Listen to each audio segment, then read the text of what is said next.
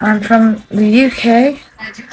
I'm going to be taking a break from TikTok for a bit, I think, because I've been a bad girl. At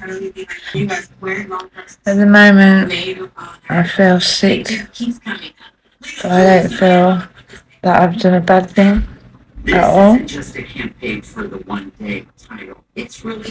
This is one of them cases that I looked at for hours before I even decided to cover it. And I mean hours. You see, one of the first things I saw while looking at this case were Winter's Twitter account, and then a Facebook account, and then a Twitter account, but it was a different account, and then an Instagram, and then a Twitter, but that would get a different Twitter account, and then another Instagram. So I found myself really intrigued, and I was looking at Winter and trying to figure out who she were. And as I kept scratching through the surface, I eventually found as many social profiles as I could. Of all the ones I could find, Winter Swan Miller has 3 active Twitter X accounts, 3 active Facebook accounts, 4 Instagram accounts, 2 TikTok accounts, a LinkedIn account, and a YouTube account. By this point, I was that intrigued by Winter that there was no way I couldn't carry on researching her. There was no way that I couldn't cover this case. I could, but I'd spend a hell of a lot of time for nothing. And as you know, my time is so scarce these days, so if I were going to look into it, I may as well write it. But I was very sceptical of how much information I'd get. So as I stand before you now, I'm amazed that I've actually got 20 pages written about this case. But before we get into who Winter Swan Miller is, I want to do the disclaimer that I always do on this channel. This is a true crime case. It's a real story involving real people. Then real people have real families and they have real friends. So although I really do want you to comment and share, please do be sensitive as you do so. Winter Swan Miller grew up in Derbyshire with a mom. In Winter's own words, her mom was amazing. The best mom in the world. She was great. I felt safe with her. She was brilliant. During the school holidays, her mom would drive Winter all the way down to Devon and Cornwall to see her dad. Now, for our viewers abroad, Derbyshire to Cornwall is like 300 miles, 5.5 hour drive. About her dad, Winter said, he was not a very nice person. He would always say I was useless, and I was fat. I would never amount to anything. It made me feel worthless, that I was never good enough. He used to say that I was never going to be his little princess. I felt disgusted and horrible. It was by the age of 12, Winter stopped seeing her dad completely, and that's allegedly after he'd shaved her hair off. And it was also about this time that Winter stopped attending school.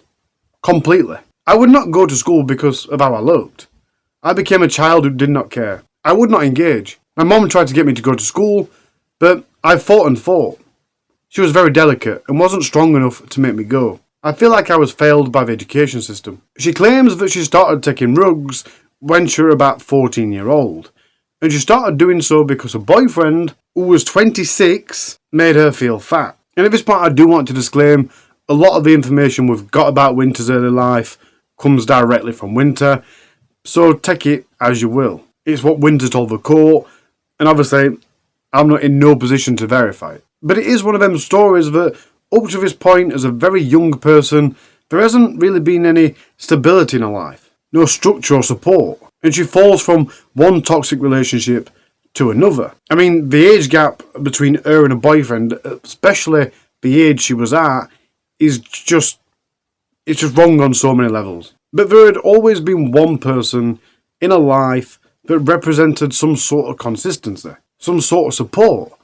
And that were her mom. That one person in her life that had always been there, that she could trust. That one person that had never mistreated her. But it was in 2022, when Winter was 36-year-old, that her mom died. At this point, she fell deeper into drug use. She's even claimed that she was spending a full £500 just on rugs. I stopped taking weed and party rugs. I wanted to be comatose. I moved towards the 2 main Class A drugs. It was during this hard time of Winter's life that she started to date JR, and that was the person that she was getting this stuff from. I just wanted to be off my face on rugs. He latched onto me. It was a way to escape. I wasn't me anymore. My mum was my world. We were best friends. We lived together forever. We both looked after each other. I just didn't want to be anymore. And at this point, Winter's living at a place called Goddard's Farm. And this place got smashed up by dealers. So Winter and JR moved to Andover. And that's where she met Stuart Maxwell Crocker. And it ends up here, because I only cover cases that haven't been covered, there's a lot less information surrounding them. So I have to spend so much time researching. And sometimes there's just the information just isn't there. And if someone else has found it, it's quite often made up. But in this case, the one piece of information I couldn't really find is how exactly she met Stuart, or how she came to live with him, as well as what happened to JR. But she moved to Andover with JR.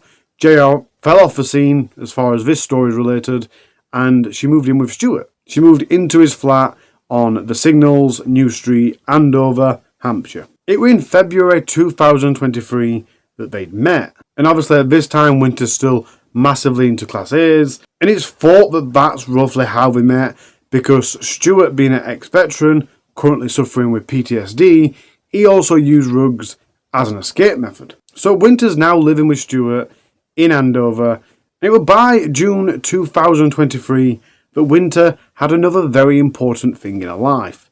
It weren't a person, but it were a therapy dog, a white Pomeranian named Oblivion. I'm not entirely sure how long she'd had Oblivion, but Oblivion did escape in June 2023.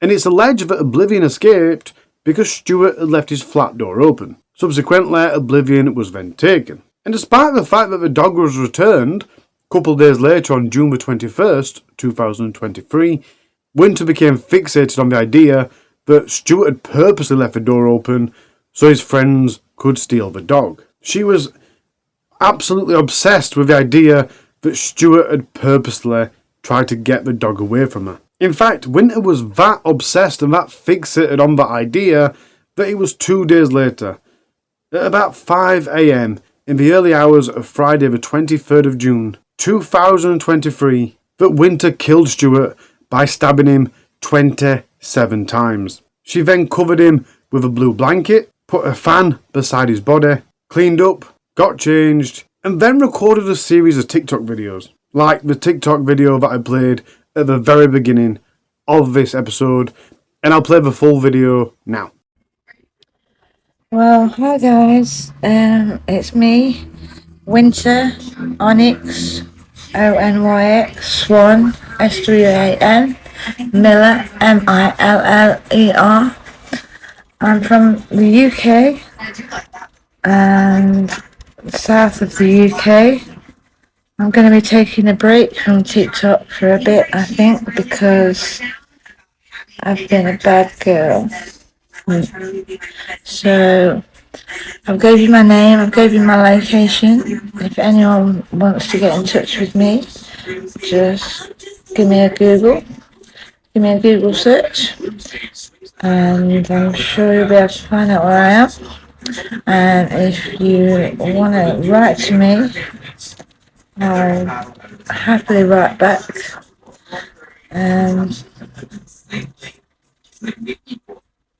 I can only explain when the time comes, but I had to do what I did because of my situation. You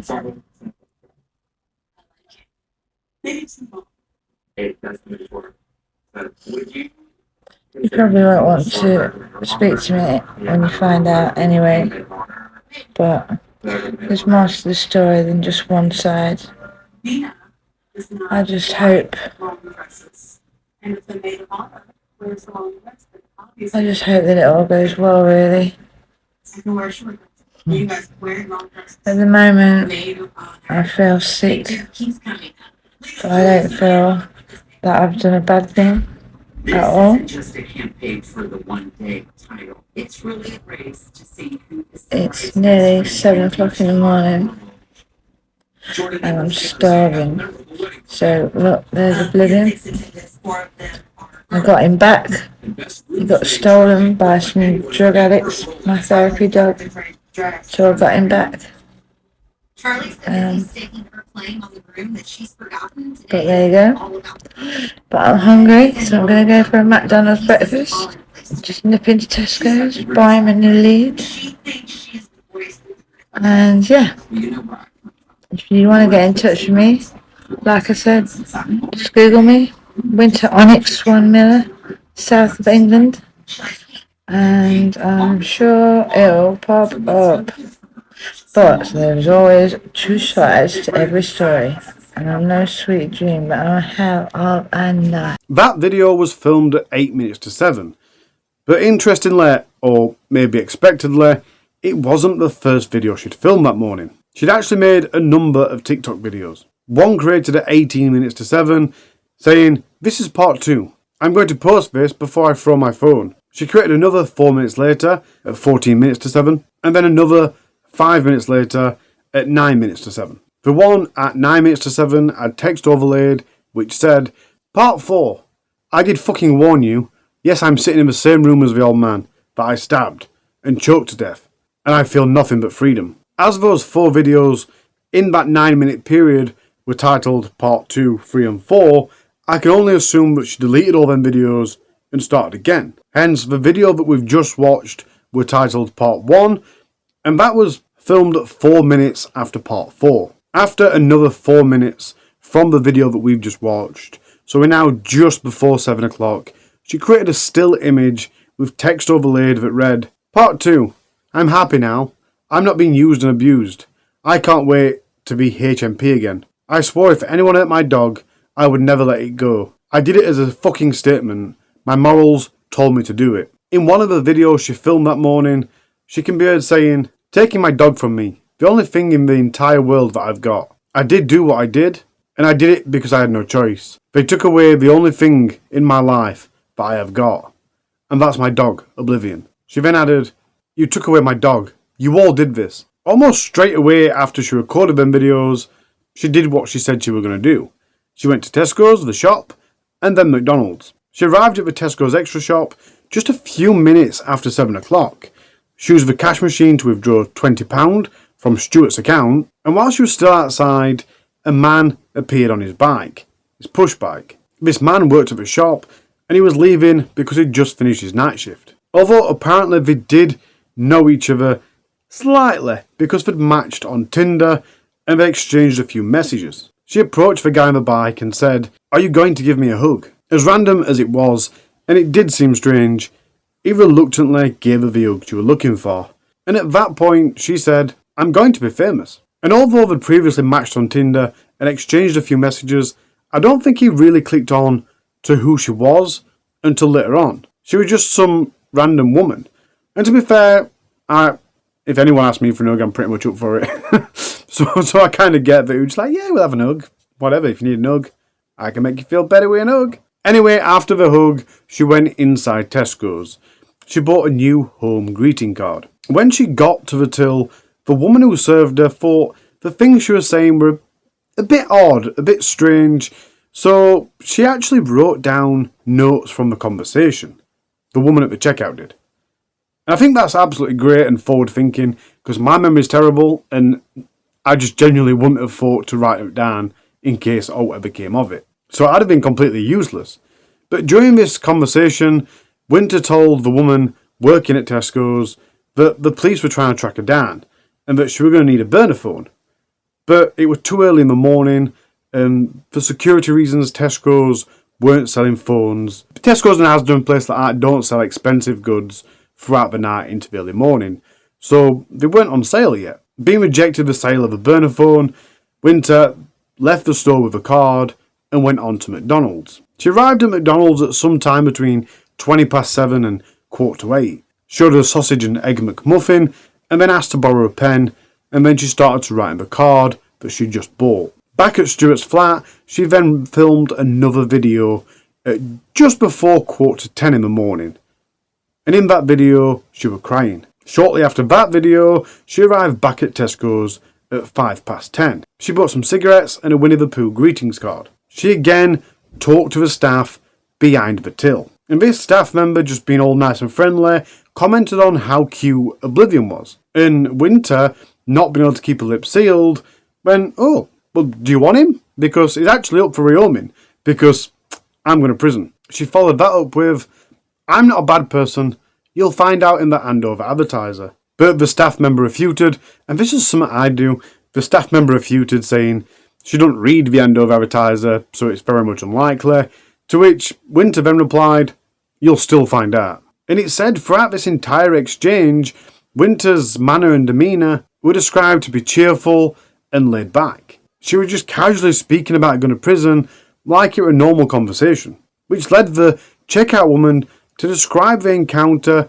as unlike anything she'd ever experienced in her 36 years of customer experience. Now, I know people can be dramatic, but at the same point, I can't imagine this encounter being that strange. Later on into the afternoon, Winter got a taxi to the Folly pub in Andover. She wasn't a stranger to the pub, nor to the landlady. And while she was in there, she handed her phone over to a member of staff behind the bar. I'm not quite sure what that was about. Maybe she was asking her to put it on charge or something. I'm not quite sure. But just after 12:30, 28 minutes to 1 to be precise, she left the pub with Oblivion and all of the bags. From there, she went to the train station, which is about a 7-minute walk away. Roughly 20 minutes after she left the pub, a friend phoned her, but her phone was still at the pub. So a staff member answered, and this friend explained that it's Winter's phone, I'll come and collect it and make sure it gets back to her safely. So this friend collected the phone, took it over to Stuart's flat, and knocked on the door. But nobody answered. So he put the phone on the doormat and texted Stuart to say that I found Winter's phone, I've left it on the doormat, hope she finds it alright. And of course, he expected someone to be home soon. He wasn't to know that Stuart would never open that door again, nor that Winter was actually on a train at that time to Birmingham. And it was a few hours later that Winter arrived in Birmingham on the train. She went to his friend's house expecting to be able to stay, but it was completely unannounced and unexpected. And this friend had his girlfriend round. So he said, no, you're not staying. Sorry, my girlfriend's here. Too weird, too awkward, not enough room, not happening. But he didn't just fob her off and leave her on the street. Instead, he took her round to a neighbour's house. This neighbour was Edward, and he of course did let her stay. Over the next few days that Winter and Oblivion had stayed at Edward's house, it's claimed that Winter and Edward formed an intimate relationship, which we'll touch on to later of why that's claimed. While at Edward's house, Winter continued to use Stuart's bank card to withdraw money. But she weren't the only person to use that bank card. Stuart's bank account received a benefits payment of £249. That payment landed at 5 minutes past midnight on Monday the 26th of June. Within the hour, at 1 minute to 1, £240 was withdrawn from the account at an ATM machine at a petrol station in Aldridge. CCTV footage would reveal that the withdrawal was actually made by a man wearing a beanie cap, and Edward would later confess that it was him in the footage withdrawing money. Once the money had been withdrawn, Edward took the money up to the night kiosk and bought a packet of cigarettes, a lighter, some chocolate and a can of drink. During the time that Winter had been staying at Edward's house, she used his phone, because obviously she didn't have her own, to make internet searches. As early as 3 minutes to 8 on the evening of the 23rd of June, that Friday night that she'd arrived at his house, she searched the internet for prison Andover, UK. The next day, Saturday the 24th of June, she continued to search for things like, what is the minimum prison sentence for murder? Woman's prison Andover, UK. Murder sentencing UK min. And if I am myself in for a prison offence, do I have to be in the area of the crime? That's not all that Edward's phone was used for. He also let Winter use his phone to make videos. In fact, over the week that Winter stayed with Edward, she recorded 84 videos. And like I said, she was only there for a week. That amounts to 12 videos a day. And perhaps let is the wrong word to use there, because Edward was even involved in the recording of some of these videos. One video at 7 minutes past 7 on Monday the 26th of June features Winter in red underwear in Edward's lounge. But this video differs from her usual videos because it was being filmed by somebody else. And it's pretty safe to assume that this somebody else that were filming was indeed Edward, because she speaks to the camera and outlines their plans. Those plans included going to get clothes and air dye from town, and then in the video she says this video is probably going to be posted a long time after the first, because we've got a lot of other videos to post, and my director, Ed here, will be managing all my affairs. So please contact him through my social medias. And if you want to know more about my prison life, then contact Ed. Now, keep in mind for later that Ed is literally in the room filming this video while she's talking about going to prison. Pretty much undeniable that Ed knows she's going to prison, right? Just keep that in mind. Later on that morning, Winter filmed herself, talking about how she'd face planted the floor because she was off at Ed on Ket, and she was now going to go to the dentist to get a tooth repaired. But she goes on to confess that she has absolutely no intention of paying for this dental treatment. Her plan is to go to the dentist dressed up smartly so it looks like she's going to pay for the dental treatment and then leave without paying. And a woman matching Winter's description did indeed go to Scott's Arm Medical Practice Dentist, that's the one, in Walsall, using the name of Sally Henderson from Goddard's Farm, which, if you remember, Goddard's Farm is where she had previously been living before moving to Andover, and this Sally Henderson, or whatever her name was, then did leave without paying. And Winter even recorded that in a paper diary that she'd been keeping at Edward's house. In it, she referred to going to the dentist on the 26th of June, and she also mentioned getting items off a list. This list was called Winter's Going to Prison, and she got them stuff from a charity shop. And obviously all of this happened, all of the weekends passed, before Stuart's body had even been discovered. So now let's go back to Andover, because it was that same day, Monday the 26th, that a neighbour of Stuart's had returned home. He'd been away all weekend, and on his return, he noticed this mobile phone that had been left outside Stuart's flat. And obviously he'd been away. He had no way of knowing that this phone had been there all weekend. He thought it was safe to assume that it was Stuart's phone, and Stuart probably knew it was there, so the best thing to do would just believe it. But he could also notice an unusual smell.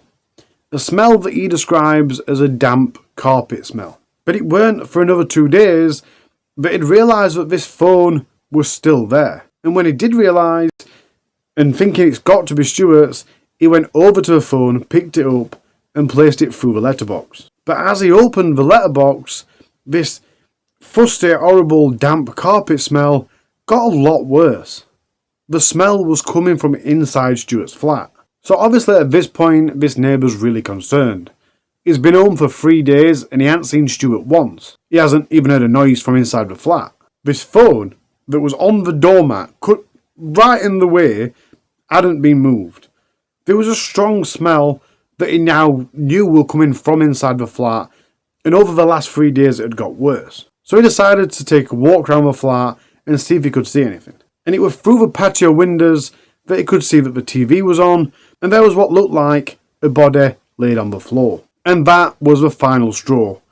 So it was at 2 minutes to midday, 2 minutes to 12, on Wednesday the 28th of June, 2023, that he called 999. He explained all of his concerns for Stuart over the last 3 days that he'd been home. He explained that he'd knocked on the door and rang the doorbell on multiple occasions, but nobody had answered. He added other things like the curtains hadn't been drawn, and that were unusual. He just knew there was something very wrong. It was only 46 minutes later, just before 1:45, that Hampshire Fire and Rescue Service forced entry through some French doors at the side of a property. And with the paramedics with them, they went inside. Once inside, they found Stuart Crocker laying on his back on the floor next to 2 sofas in the living room. His body was covered with a blue blanket and there was a white pillowcase separately over his face. He wasn't wearing a t-shirt, so it was immediately obvious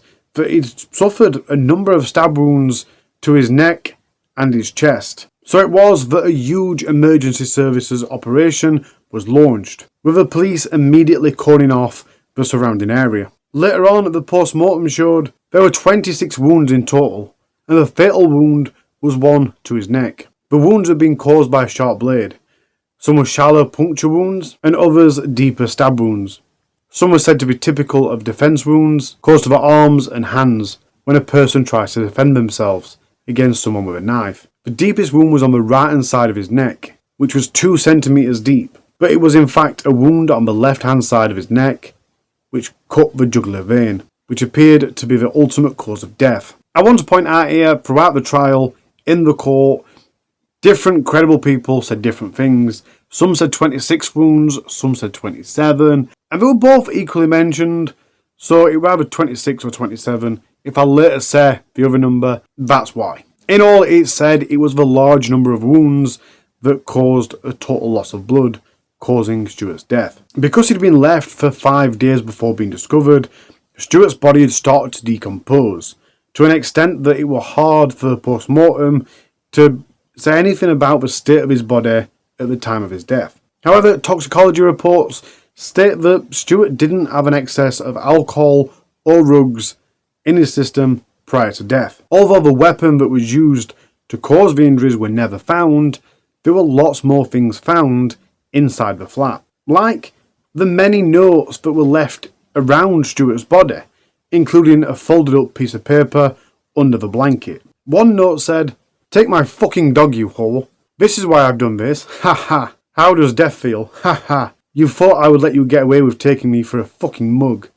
Taking my dog. Are you real?" So obviously the police are in this flat looking and reading all these notes, and some of these notes mentioned Winter's TikTok account.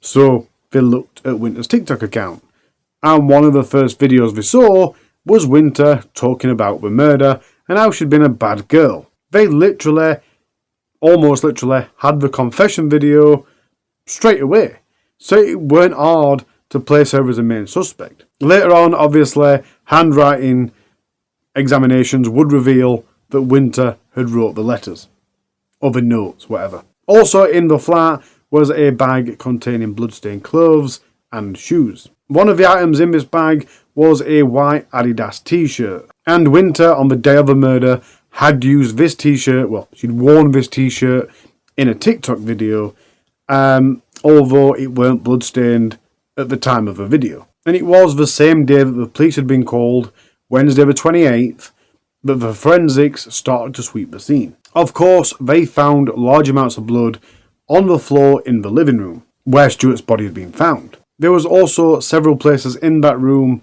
that also had bloodstains, including on the low level of the sofa next to where Stuart's body had been found, as well as a large bloodstain on the leg of the coffee table. Further blood was also found on the floor in the kitchen area, but it's believed that that might have been transferred by it being on someone's shoe and then them walking into the kitchen, or someone's foot, but you get what I mean. Discoloured still water was found in the drum of a washing machine in the kitchen, and there was also some clothes in there as well. These clothes also had bloodstains on. When tested, yes, quite obviously, the water did have traces of blood. Traces of blood were also found on the shower head and on the taps in the bathroom. Only a small amount of blood was found on the fan, which was at the side of Stuart's head, with small amounts near the button to turn it on. But the locations of the blood on the fan suggested that the fan had been put there after the murder. With the police having watched Winter's TikTok, in pursuit of Winter, they obviously went to Tesco's and McDonald's. They successfully got the CCTV from Tesco's and from McDonald's, as well as the Folly pub. And to be quite frank, it seems like everything that she did outside the house that day, or outside the flat, had all been caught on CCTV. And the issue of finding Winter weren't that hard either. She'd been using Stuart's bank card, so all the police did were check that, and that led straight to her. She was in Walsall or somewhere near it. And it's clear by Winter's actions, she knew she was going to get caught at some point.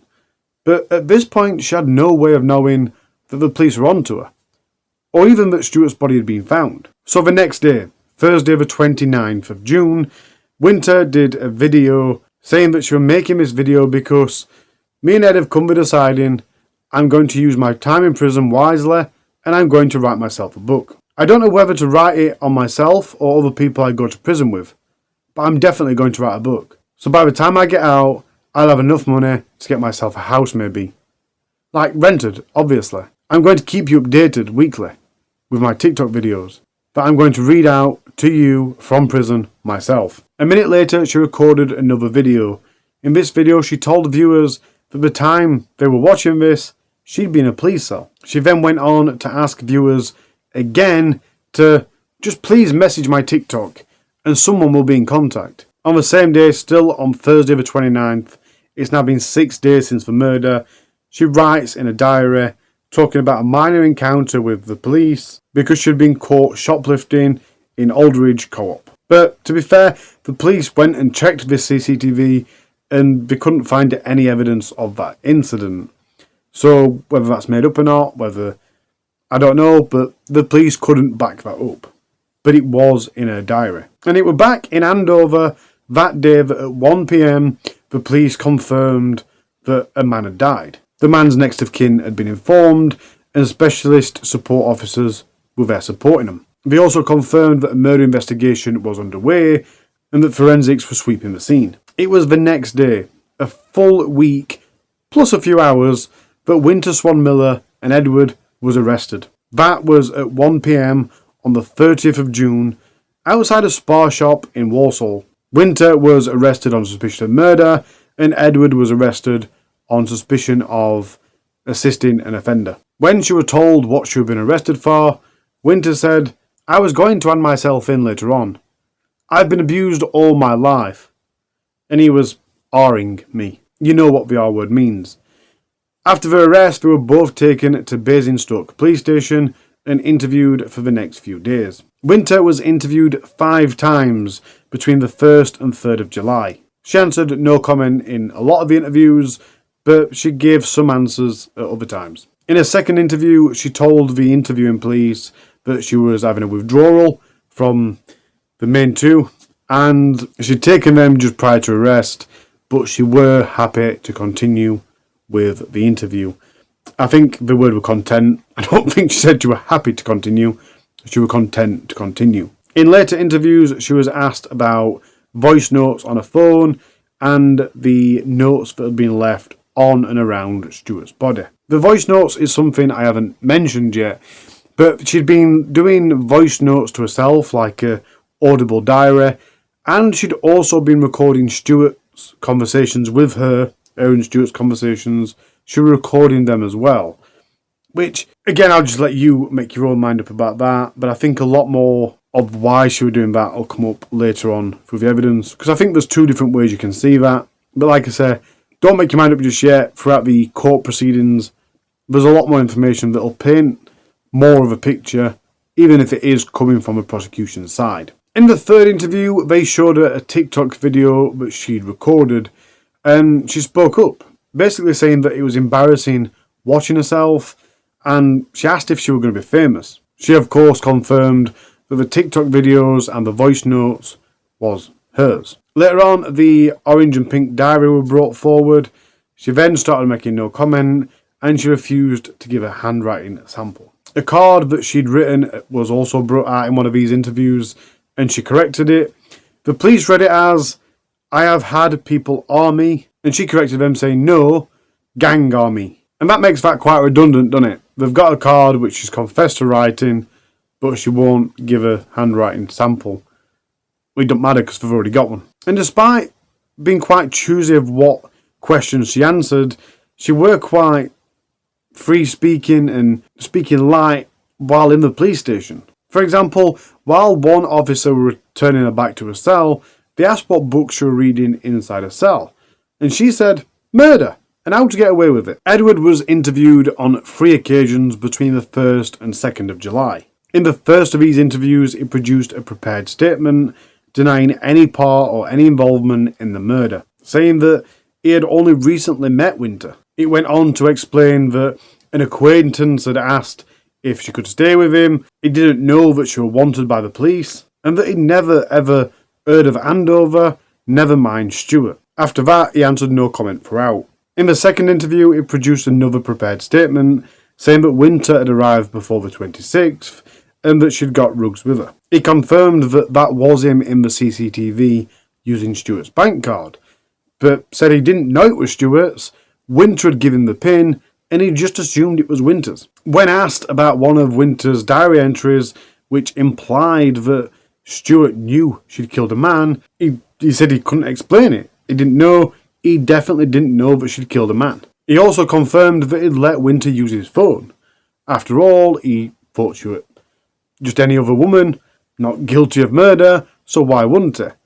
But then he went on to answer no comment throughout the rest of his interview. He too also refused to provide a handwriting sample. In the third interview, he stuck to answering no comment throughout. Of course, after their arrest, Edward's property was searched by police, and again the police found some interesting things. Those things included letters that Winter had wrote to friends. Some or most of these letters written to friends had Stuart's blood on them. Although it's also said that the wristband or the bracelet of Winter's watch did have blood on some of the links, so it's quite possible that the letters weren't wrote at the time of the murder, but later on and the blood had transferred from the watch. My previous comment about Winter and Edward's intimacy comes in part because of the content that were found on Edward's phone, which includes images of them together naked. In fact, in total, there was 178 photos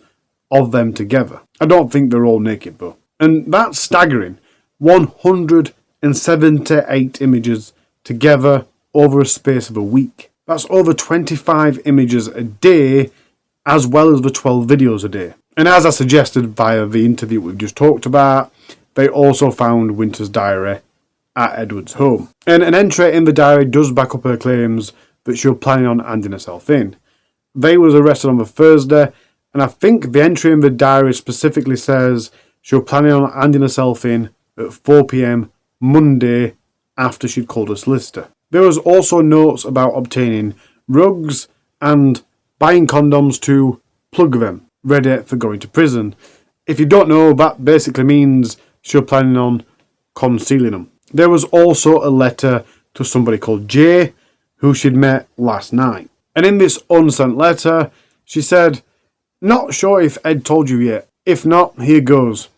Basically, I killed a man last week." She tells him in this letter that she's nervous about going to the police station and telling him what she'd done. "I don't expect them to roll a red carpet out for me." There was another letter written by Winter addressed to someone called Steve. Again, this letter had bloodstains on it. It was headed 4 a.m. Friday and contained things like, "Steve, I killed Stuart, haha, he fucking let my dog out," plus a person's name, "Stole him, so I fucking stabbed him," plus an "that to death fuck me took ages, the fat git hard me and scared me, plus I lost it taking my dog, I told you I would never allow that." She goes on to say that she sat on the floor next to his body and that the situations made her feel horny. Once Edward had been released from prison, he went home, got Winter's suitcase and handed it in to the police. Inside the suitcase was a Louis Vuitton handbag, which had blood on both the bag and the strap. And Winter's communications didn't just stop once she'd been arrested. She was, as she anticipated, sent to HMP Bronzefield, which is a women's prison near London. From there, she's posted letters to her friends, but as you'd expect, they were intercepted by the prison service. She had also sent a letter on the 23rd of June, which was the day that she'd killed Stuart. But for some reason, that letter didn't arrive until a week later. And when it did arrive, this friend took the letter to the police and they seized it. Even the greetings cards that she'd bought on the day of the murder contained confessions. One had a confession and then instructions for him to go on my TikTok username and save my videos. I'm famous. I can't believe I've stabbed him to death in the throat, the back of the neck, all the body. Then I choked him with my LV bag. Haha, oblivion was rolling in his blood. Both of those communications were to men, and she told them both that she loves them and how much she misses them. Take from that what you will. On Wednesday, the 11th of October, 2023, Winter Swan Miller appeared at Winchester Crown Court and entered her plea of not guilty. So let's get on with this huge trial. It was due to start on Monday, the 13th of May, 2023, at Winchester Crown Court. Now, the initial expectation for this trial would be about 5 weeks. But then, in opening, the judge said he would expect it to be 6 or 7 weeks. But none of them estimates were even close. The trial went on for 12 weeks. But even from the very start, the trial weren't simple. I'm sure I heard something about the jurors having to be repicked and all that rigmarole, but then another instance came because Winter weren't very well, so the trial had to be adjourned. But the trial did eventually get underway, and the counts are as follows. Everything had been pled not guilty from both parties, but count 1 was Winter Swan Miller, the murder charge of Stuart Crocker. Count 2 was for Edward by giving Winter accommodation, which is assisting an offender. Charge 3 was fraud. That's Winter using Stuart's card to withdraw £20 and £200. And count 4 was for both Winter and Edward in regards to fraud for the £249 withdrawal. Of course, when trying to get someone convicted, it's kind of a necessary thing for a prosecution to portray the person on trial as the worst character possible to the jury. And in some cases that ain't all that easy. But in this case, it weren't that hard for the prosecution to do. Not only was Winter a heavy Class A user, she had no fixed abode, and they also had all the details of her past incidents. This included an assault in 2008, as well as a possession of knives and swords in February 2023, which is only months before Stuart's murder, and only 1 month before she even met Stuart. They also portrayed Winter to be manipulative towards men, often highlighting how she interacted with men. She was adept at flirting with and manipulating Stuart Crocker and others in order to get money and favours from them. This, we say, was part of the nature of her relationship with Stuart Crocker, and how she came to be staying at his address in the first place. Recordings of interactions between them, which Winter kept on her phone, showed a complicated, perhaps mutually dependent relationship, and on messages from his phone, she signs off with kisses. You will hear references in those conversations by him to how she treats him, and her phone number is recorded in his contacts list with the name 666. Now let's remember it's her case that Stuart ordered, and his death came about as self-defense while he was trying to do just that. So the prosecution wasted no time going straight for that defence. They said they'd considered allegations of R and SA. They even went on to talk about a previous complaint made by Winter of that kind of stuff. That report had been made to the police on the 28th of April 2023. And although at that time she was living with Stuart, Stuart wasn't named or mentioned in any of that conversation with police. And the reason I say in that conversation with police, because she refused to put in a statement at that time, so the police couldn't pursue it any further. The prosecution pushes for in all the times that she mentions that in her communications, she's never specific about a day or time or place. And even in the things that she wrote after the murder, she still doesn't say he was trying to.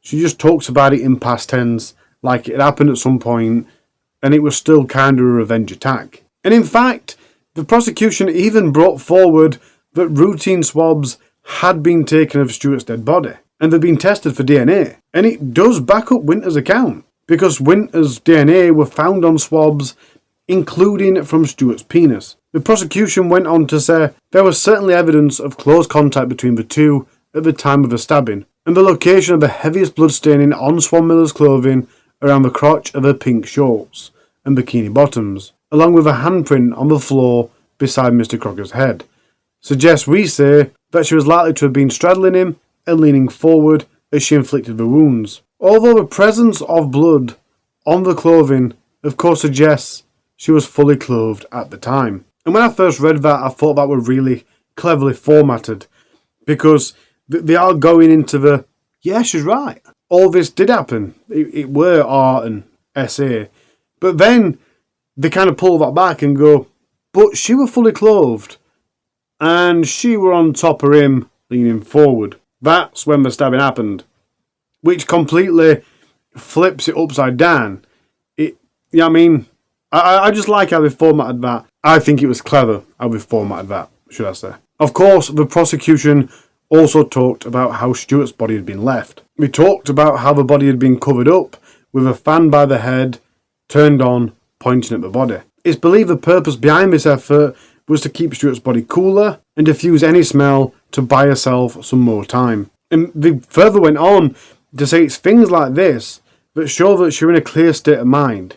She knew what she was doing at that time. And of course, they went on in detail to talk about how she'd used the murder in a guise to get famous, which clearly shows no remorse. They highlighted the importance of Stuart and Winter's relationship, the way that Winter seeks revenge for a dog, and quite openly talks about it in communications, and the way that she alleges that Stuart had treated her in the weeks and months before. How their life together appears to have been chaotic and complicated, involving alcohol and drugs, and a circle of drug associates. Many of the names you have heard are drug users, whose lives focus on getting their necks fixed, and among whom's tempers flared and mood varied, along with fragile and chaotic relationships. They brought forward a lot of things that we hadn't discussed already, like an email sent by Winter to the council a long while before Stuart's death, asking for new housing in Sheffield, and messages between Winter and Stuart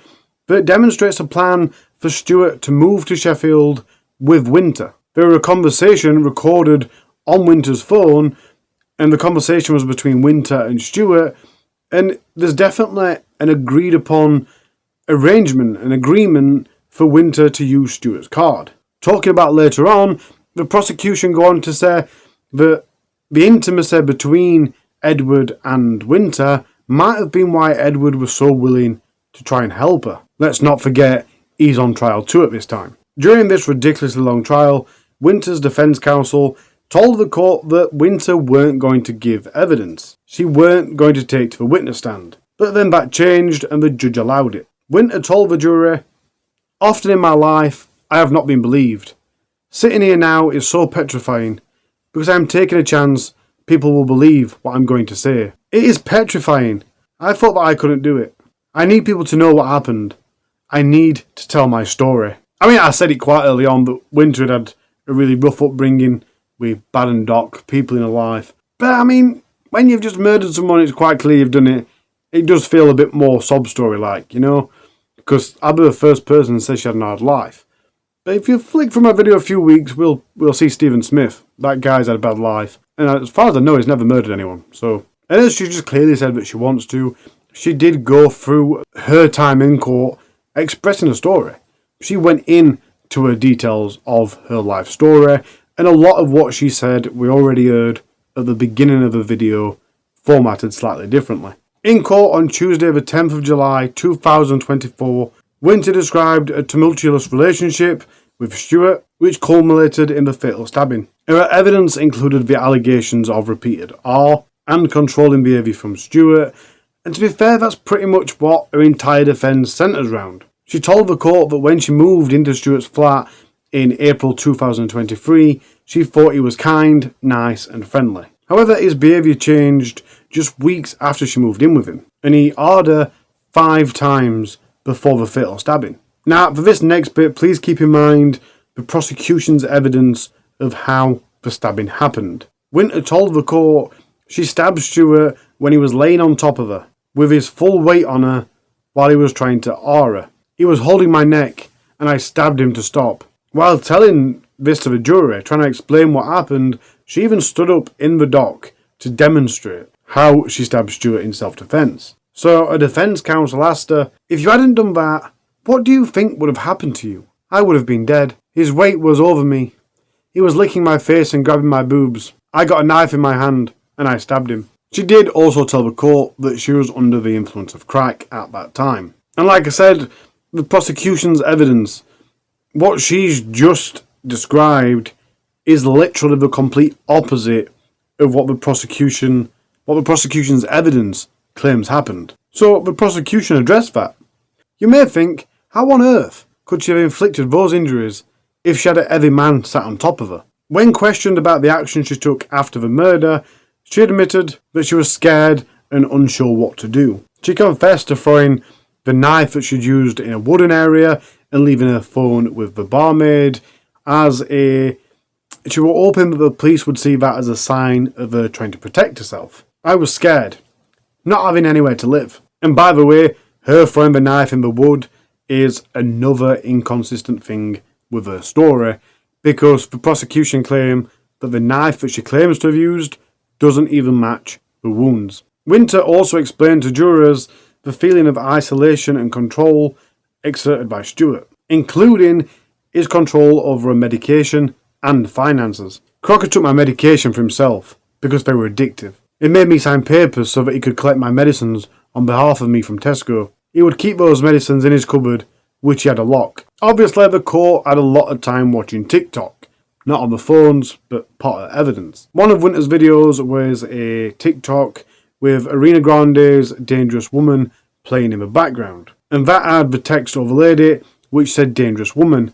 But Winter claimed that this video was absolutely nothing to do with Stewart, and that video had actually been recorded well before his murder. The prosecution also showed the jury a TikTok of Winter's of her playing with her dogs after Stewart's murder. In the video, she can be heard saying, "These are the dogs they did steal from me, or tried to steal from me. The following night I killed the fucking cunt that orchestrated it." Referring back to the videos that were recorded after the murder, the prosecution said to Winter, "Miss Swan Miller, you did want the world to know what you had done, didn't you? That's why within hours you posted a video on TikTok." Winter replied, "I've been over this. I don't remember." The jury was shown another video of Winter's from TikTok that she hadn't yet posted. And in this video she says, "Yes, I'm sitting in the same room as the old man that I stabbed and choked to death. And I feel nothing but freedom.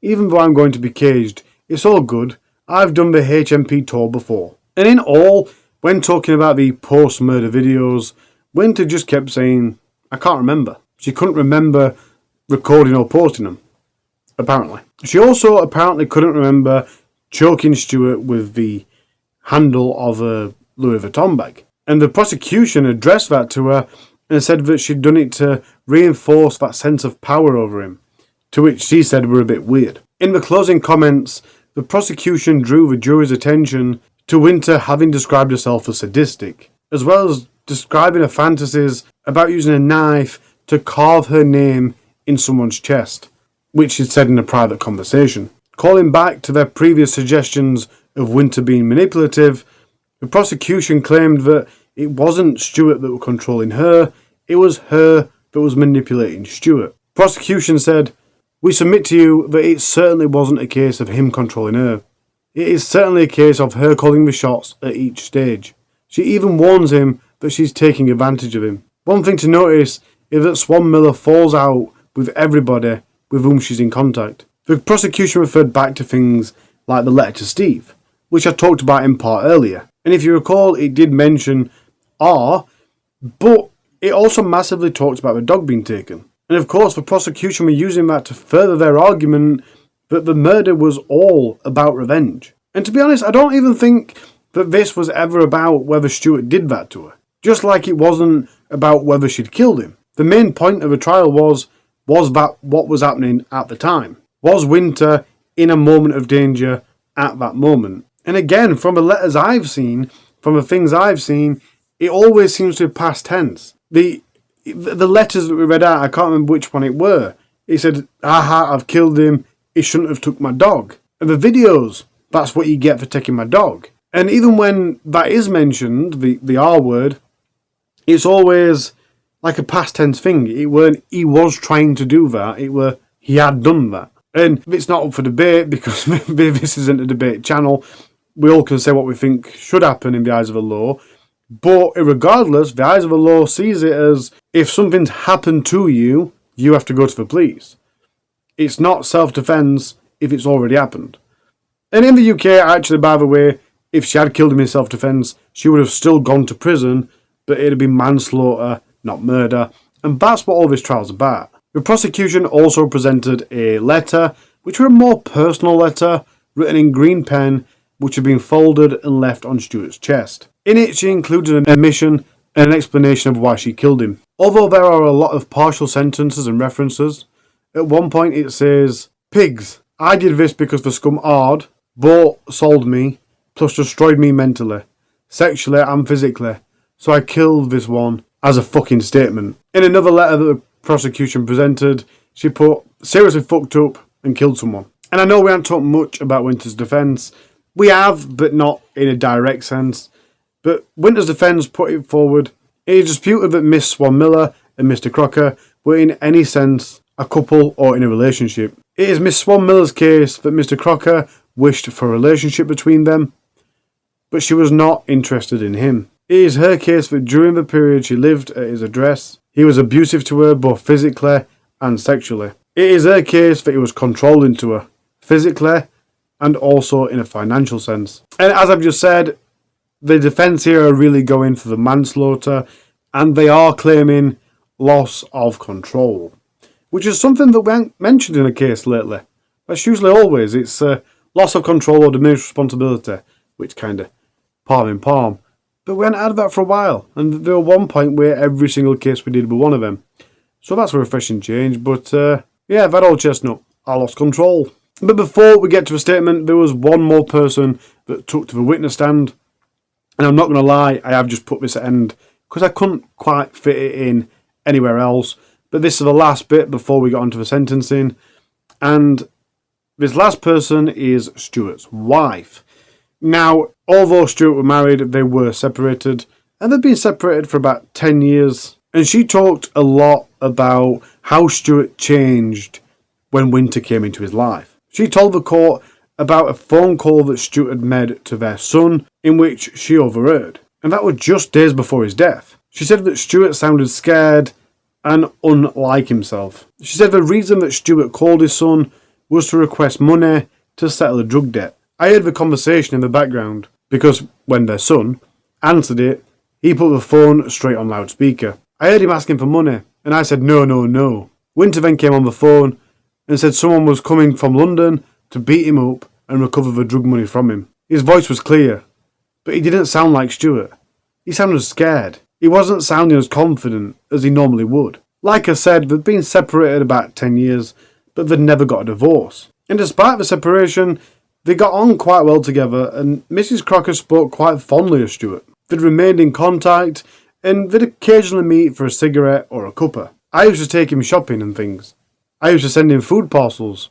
Sometimes I'd take it to him, sometimes through my son. But I personally would not go into his flat. She said she'd only ever met Winter with Stuart once, and that was in May 2023 outside Tesco. And she noticed again that he seemed scared. His whole demeanour were different. It seemed he couldn't move without moving with her. That wasn't Stuart. With all that being said, and I know there's been a lot, so if you've stayed with us, thank you.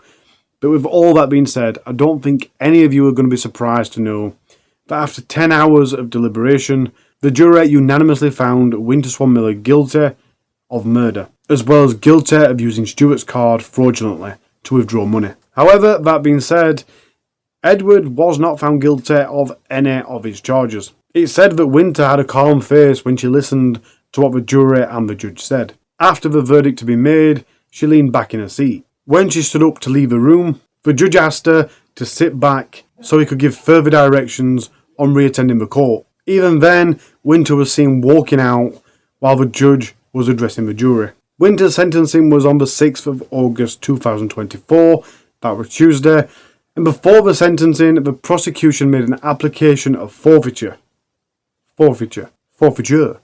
and destruction of some knuckle dusters that had been found with her belongings at Edward's place. Before the judge could hand the sentencing, the prosecution put forward there had been no indication of remorse or acceptance of responsibility after the killing, and indeed multiple instances where Miss Swan Miller seemed to find it amusing. The behaviour towards Mr. Crocker was controlling and coercive.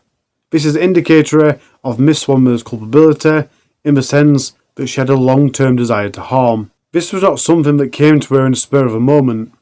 There was a malign intent towards Mr. Crocker. The judge said Mr. Crocker was someone who previously had dependency issues with both alcohol and drugs caused by his PTSD that he suffered from his time in the army. Having heard the evidence in this case, I am satisfied your relationship with Stuart Crocker was anything but exclusive, and that you came and went from his presence as you pleased. It was toxic. Having spent days listening to you, secret recordings of yourself and him, I'm satisfied there was no sexual exploitation was in your relationship. The judge continued to talk about their relationship, stating it was more of a convenience to you than anything born out of coercion from him. If there was any level of control and coercion, that came much more from you to him than the other way around. You had a fixation on Stuart Crocker being responsible for allowing your dog to escape his flat.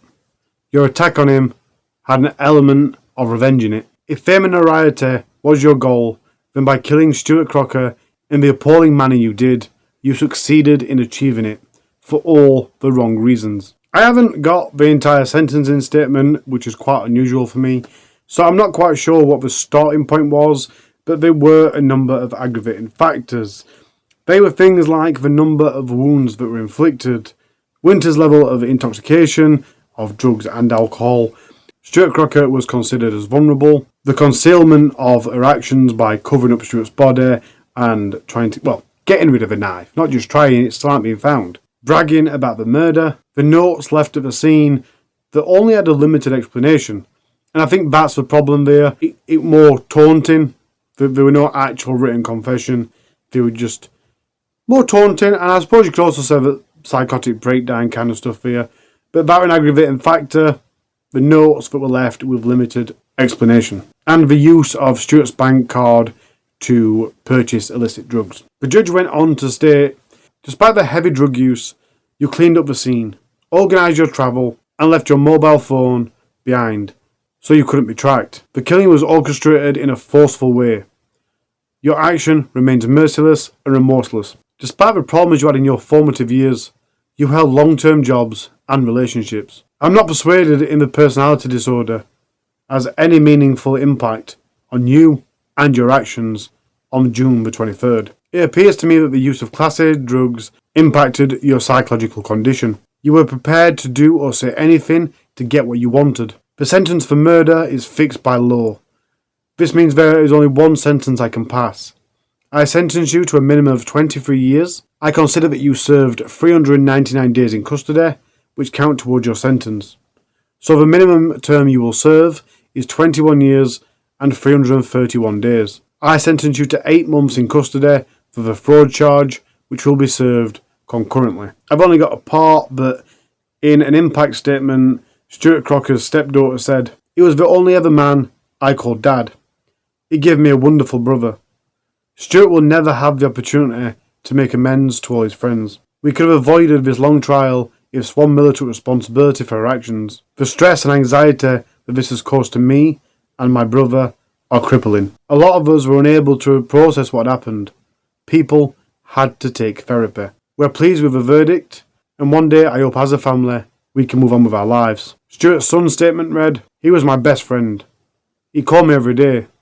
He was always excited to see me and his daughter-in-law. We were the family he always sought despite his adult mind. Never had my father cancelled an opportunity to see his grandchildren. The day Swan Miller entered my father's life was the day the sanctity and innocence left in my father's life was taken away. She came into his life with false pretenses and left with blood in her hand. When I first heard what happened, I didn't believe it. Then my chest hurt. I cherish every moment with him, unable to forget the last conversation I had with my father. I wasn't able to say goodbye to him. I struggle every day not to be angry and take it out on people around me. Knowing my father and my best friend isn't here anymore, to offer his hand around my shoulder." And that's all I've got for you. And you know, it's always that last bit that makes cases so hard to cover. And I don't mean the actual impact statement on its own. I mean the fact that there is always people connected to these cases. And that's the reason I always include the disclaimer. That's the reason people say I'm compassionate. Because it genuinely does matter to me. And it genuinely does hurt and upset me. And people always ask, in fact someone asked it in the pub this week, why I do this. And there's 2 very simple reasons why I do this. The first one is to spread awareness. To let people know that you can't just trust people. And if you are concerned and these dangerous situations that we should keep out of. And there's then bits of advice that I always try to put at the end of videos. And sometimes you come across patronising or whatever else. But I do think that they have the possibility of helping someone or saving someone's life at some point. And although that's not entirely relevant to this case, what is relevant is, if it was my dad, I'd want the entire world to know who Winter is, what she's done, why she did it, because there was no need for it to be done. That's what I mean by the why. I've covered a case on this channel with a minimum terms 8 years for a young female being murdered. Again, if that were my family, I'd want in 8 years' time, when that bloke comes out in his 30s, I want the entire world to know who he is, what he's done. I don't want no fresh restart for him. So if you are a part of Stuart's family, because people's family do quite often contact me when I've done a case like this, and I get mixed responses, but the general census is thank you, and thank you for being so compassionate. That is genuinely quite often the response I get. But if you are watching this, just know that that's the reason I've done it. People often said to me, "Oh, you're doing it for the money. Oh, how dare you?" Jeez, it takes me 60 hours to do each video, and the amount of money I receive off it is like nothing. It barely covers the expenses, never mind my time. That genuinely isn't why I do it. I do it for the reasons I've just said. And I did consider, the other thing about this case that's made this case harder to cover is I don't usually reach out to people. There's 1 or 2 videos I have. And in this one with Winter saying contact me, I was like, that's a great idea. There's bits of information I ain't got, I'm going to contact her. And then I realised, Harley, no, that's going to give far too much satisfaction. I can't do that, ever. So I didn't do that. And then I got into the whole thing in my head from before I started writing this case of, is this the right thing to do? Am I playing into her hands? And ultimately I've come up with the reasons I do these cases is the reason I have to do this case. Am I playing into her hands? Am I giving her what she wants? No. Being known for what you are isn't the same as notoriety. It's not the same as being famous. I think Ted Bundy and people like that have got a weird kind of notoriety. I think they've got a weird kind of fame. I don't think me making this video is ever going to make Winter famous. Even if a TV documentary comes out about Winter, which has happened to a lot of cases after I've done them, by the way. There's 3 or 4 cases that weren't covered when I did it. And again, that plays into why I do these cases. The cases that no one knows about. They're in the news, they're all over the news when they die out and people don't know how depraved people are or how innocent and nice the victim was. So that's why I cover cases that haven't been covered. And then, like I said, people discovering places have done cases after I've done them. I'm not saying it's because of me, but documentaries have come out, televised documentaries have come out after I've covered a case. And even if that happens with Winter, I still don't think she's going to get notoriety from it. I think she might get love letters and stuff because a lot of people in prison for murder already do. And that'll come from newspapers and stuff more than documentaries. But I mean, even if Chris Watts can receive love letters, everyone's going to. You know what I mean? So there you go. It has been a hard case to write. It's been a long case to write. I hope I've formatted it well for you. Please don't write to Winter. Don't. I've tried to leave social media tags out and things like that, just because I want to make it a little bit harder for you to find her, because I don't want to gain that satisfaction. And something that I very rarely do. Again, if you've watched this and you know Stuart, like I say, it's not rare that happens on my videos. But if you do know Stuart, my heart does go out to you. And if there's anything that I've missed, if there's anything you want to say, you want me to publish, please do reach out. My email will be in the description, or it should be. Please do reach out. There's no information, helpful advice I can give on this. I might put some drug help information down below. But it is just, it's a hard thing. You've got someone that's had a hard upbringing. Like I said, that doesn't justify what she's done. But the hard thing is, if it weren't for Stuart's army life and his PTSD, he'd have probably never met Winter. Ifs and buts and all that, I know. But it is one of them heartbreaking things of, I can imagine that Stuart were 99% a good guy, but had got a lot going on his head. For what he'd done, he served the country, and that makes it even worse. He's a veteran that's just been left out, like most of them are. I'm going to stop rambling now before people go, oh, what are you on about? I think I generally rant more when it's been a bit more taxing on me. But anyway, I'm off. Hopefully I will be able to get you a mid-January video. So follow my socials or keep an eye on the community feed. Hopefully I'll get a mid-January video. If I do, it'll be in the Sunday between. If not, I'm fairly certain I'll get a mid-February video. But do keep an eye on the community feed of recent. You should know when I'm posting a video because I start posting on community feed up to it. And that's not anything other than try and get it out. I want to get in contact with you, let you know it's occurring. All I'm saying is, I love you. Take care of yourself. Take care of those around you. And I'll see you real soon. Oh, it's about Christmas. I've just realised this video will be publishing between Christmas and New Year, I think. Yeah, it will. I hope you had a cracking Christmas and have an amazing, amazing New Year. Guys, I love you. See you soon. Bye. Happy New Year. Dionne Timms Williams was only 16 at the time of his case, and it seems that everybody that knew her said that she was a lovely girl. She was quiet, but she was always friendly and polite. They also said that her parents were lovely. Dionne was lovely to the extent that she used to make decorations out of wildflowers and then sell them for charity. She was raised in the village of Craigie, which is about 9 miles northwest of Cardiff. My apologies if I've pronounced that wrong, I do try. By all accounts, she was a daddy's girl, who spent most of her time with her dad, who was a mechanic, helping him fix vehicles. And whenever she was asked what she wanted to be when she left school, she always said she wanted to be a mechanic like her dad. Then, the turning point in Dionne's life was when her parents split up. When she was 13, her dad left her mom. According to the neighbours, she was never the same again. She started hanging around with kids that were up to no good, and began drinking and smoking weed. She'd no longer say hello if you saw her in the street, and you could tell she'd just gone off the rails. When she was 14, she was referred to adult mental health services with the feelings of overwhelming anxiety and anger. So in 2021, Dionne lived in Castle Close, Craigie, with her mom. In the early hours of the 20th of July, 2021, 25-year-old Jason Edwards and 36-year-old Lee Strickland were drinking on Queen Street in the city centre of Cardiff. It was then that they saw Dionne Timms Williams walking towards them. Let's just remember that Dionne is 16-year-old. She's in the city centre of Cardiff in the early hours, and that's about 9 miles away from where she lives. So the three of them went to buy alcohol, and then together they went to Butte Park, which is also in Cardiff city centre. Now, I had wrote for this bit that it seems pretty innocent, just three people going to a park, albeit at the early hours. And then I've clicked on that she's 16, so it doesn't actually seem that innocent, it seems a bit wrong. Especially as the judge later said that this was apparently the first time that they'd ever met. Anyway, let's not get distracted, because it's even darker than that. Because they knew that at night times at this park, men met there to have, let's just say, do adult things.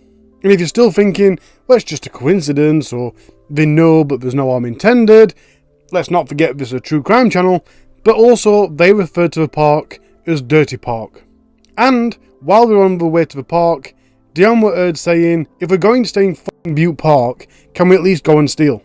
The entire reason these three were going to Butte Park in the early hours was to rob people.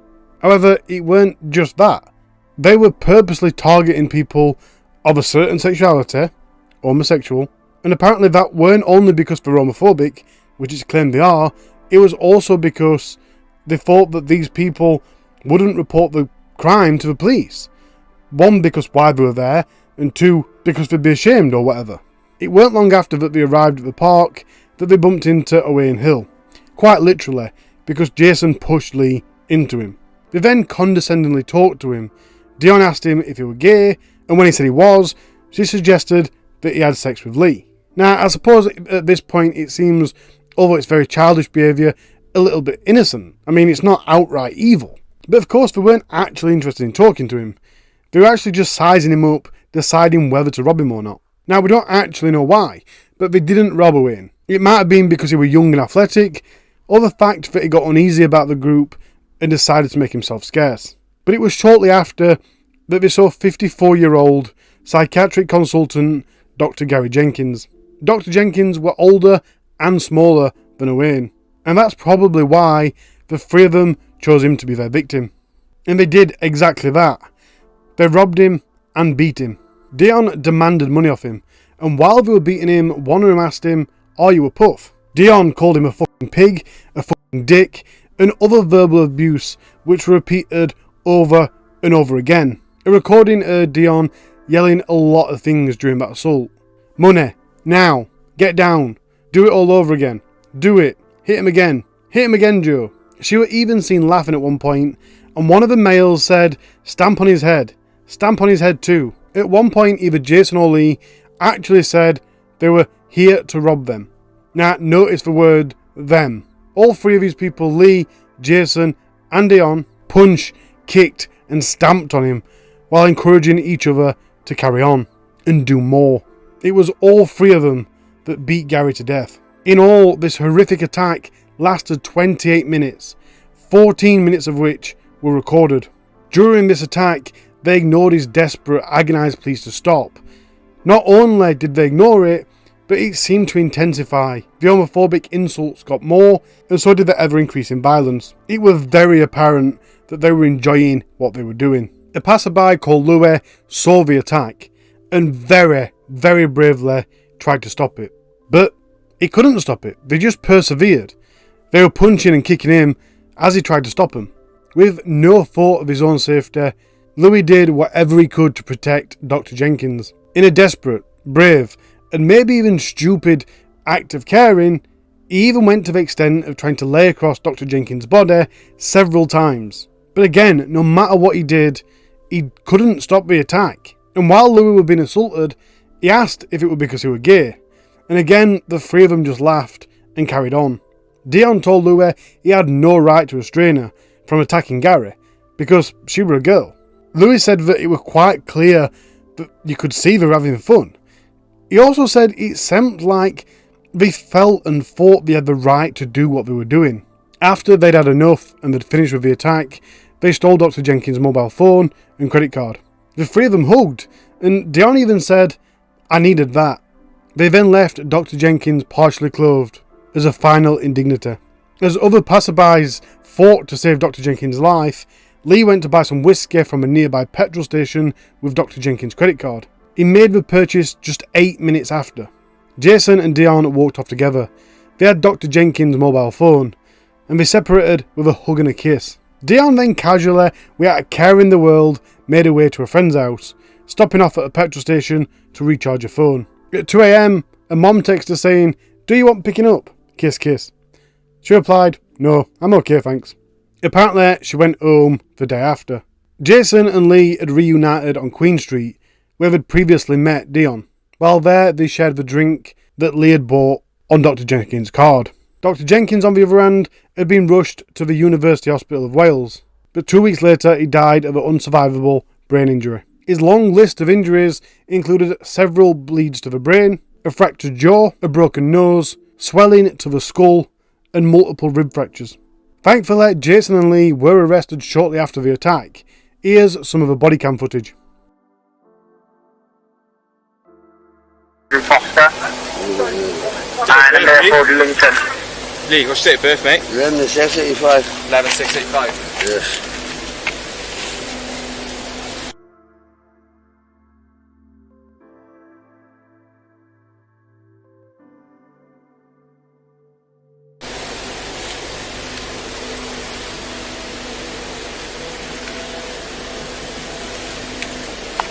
I'm not quite sure when Dionne was arrested, but when she was, she claimed that she'd been forced to join in the attack because she was scared for her life. Here's a clip from a police interview, which is dated the 27th of July, which is 1 week after the attack. Just take note of how she's wrapped herself in a blanket to try and make herself look innocent. Okay, right. In this in the storyboard that we've got, there's several photos of you, and as you accept in your statement, you are a female one. Where are the clothes that you were wearing that night? No comment. Okay. So I think when you're first seen on the cam, you've got like a jacket on, possibly either black socks or black tights with black at the bottom. They look like Vans trainers. Can you tell me where we can find those clothes? No comment. Where's the Nike bag that you had with you on that night? Is there any reason that you can't or won't tell me where those clothes in that bag are? No comment. Have you got rid of them or thrown them away? No comment. She told the police, "I saw one of the males throwing a punch. I saw him fall to the floor. They were both kicking and punching. They said, 'Come on,' for me to join in. I was terrified and scared for my life. I thought if I didn't do what he wanted, I would die. I couldn't believe what was going on. I have never been in the city centre at night on my own. I have never witnessed anything like that in my life. That wasn't Dionne's only trick though. She'd also tried to create an alibi for herself. She tried to get a male friend who was about the same age as her at the time, so 17, to say that she'd been at his house with him on the night that she killed Dr. Jenkins. The court were told this boy didn't know that she'd committed murder when he lied for her. She'd only told him it was a serious incident. The prosecution told the court he said he'd been with Miss Timms Williams between around 5 p.m. and 9 p.m. on July 19 in the area around Maindy Leisure Centre. He said they parted company at about 9 p.m. and that he went home, and the next time he saw her was at his home address at 2 a.m. the next day. He told police he had been sleeping at home and heard a knock on the door. On him opening the door, she asked if she could stay the night. The following morning, she thanked him for allowing her to stay the night, and she said that she'd made the bed for him. He gave the police a name of the person that she might have gone to see after she left him, but the police found out that the person that he'd said is a place that Dionne had gone instead of going to his. She never went to his, she went to this other person's house instead. Now, I don't quite understand the alibi and the intents of it, because it only gives her an alibi before 9 o'clock and after 2 a.m. But the attack happened between then anyway. It would put forward that they'd been friends and fell out. This lad was in awe of Dionne, and he figured that if he did her this favour, they might be friends again, and it was also claimed that Dionne had been manipulative to get him to create a false alibi. Long story short, he was sentenced to 6 months in a young offenders unit, which had been suspended for 12 months, and he must complete 150 hours of unpaid work and pay £128 in victim services surcharge. So back to Lee, Jason and Dionne.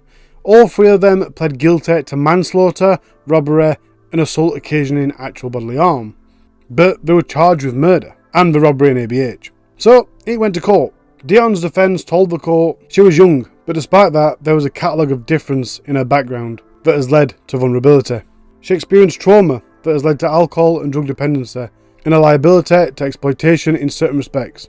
We submit there is no evidence against her homophobic intent. She herself had just emerged from a same-sex relationship, and a conversation with Owen Hill about him being gay was not hostile or aggressive. Of course, Louis was also a witness in this trial, and he said Dionne was fucking evil and sadistic. Jason and Lee, on the other hand, claim to have no memory of the attack. But, unfortunately for them, after the trial, all 3 of them was rightly found guilty for murder. In sentencing, the judge first went through their profiles. At the time of sentencing, Jason Edwards was 26 years old. He'd had previous convictions for 35 offences. He has a drink and drugs problem, and not only did he have no remorse, but he was still claiming that he couldn't remember the attack. Lee Strickland was 35 at the time of the sentencing. He had previous convictions for 58 offences. He was found to have alcohol dependency syndrome and depressive disorder. He's never worked, and he has on-off relationships with women who he routinely assaults when he's drunk. He too was deemed to have no remorse. However, despite them both having these huge rap sheets, this was the first conviction for them in regards to serious violence. So, Dionne Timms Williams. As I previously mentioned, she was referred to adolescent mental health services when she was 14 because of the overwhelming anxiety and anger. She also had a caution from the police in 2019 for possession of a blade. Psychological and psychiatric reports said that she had borderline personality disorder. And although she had said sorry for what she'd done, the judge said that there were no evidence of real remorse. And as I said before, this is a point where the judge said that the night of the assault was the first time that Dionne had met these 2 men. And he went on to say that how can just meeting somebody turn out like this? He said it a lot more elegant, but it is incredible to think of. A 16-year-old in a city centre meets 2 guys, they pass her a beer, and this happens. The judge then moves on to sentencing. For Jason and Lee, the minimum starting point of their sentencing was 30 years. That was due to it being a murder for gain and done because of Dr. Jenkins' sexual orientation. It was also said that although the pair enjoyed their roles in the murder, it didn't amount to being sadistic in the eyes of the sentencing guidelines. The aggravating factors were the sustained ferocity of the attack, the fact that it was a joint offence, the contemptuous way that they'd left Dr. Jenkins to die, and the fact that they'd assaulted Louis when he was trying to stop the attack. For Lee and Jason, there was no mitigating factors. They were both sentenced to life in prison with a minimum of 33 years. 10 years for robbery and 4 years for ABH, both to run concurrently.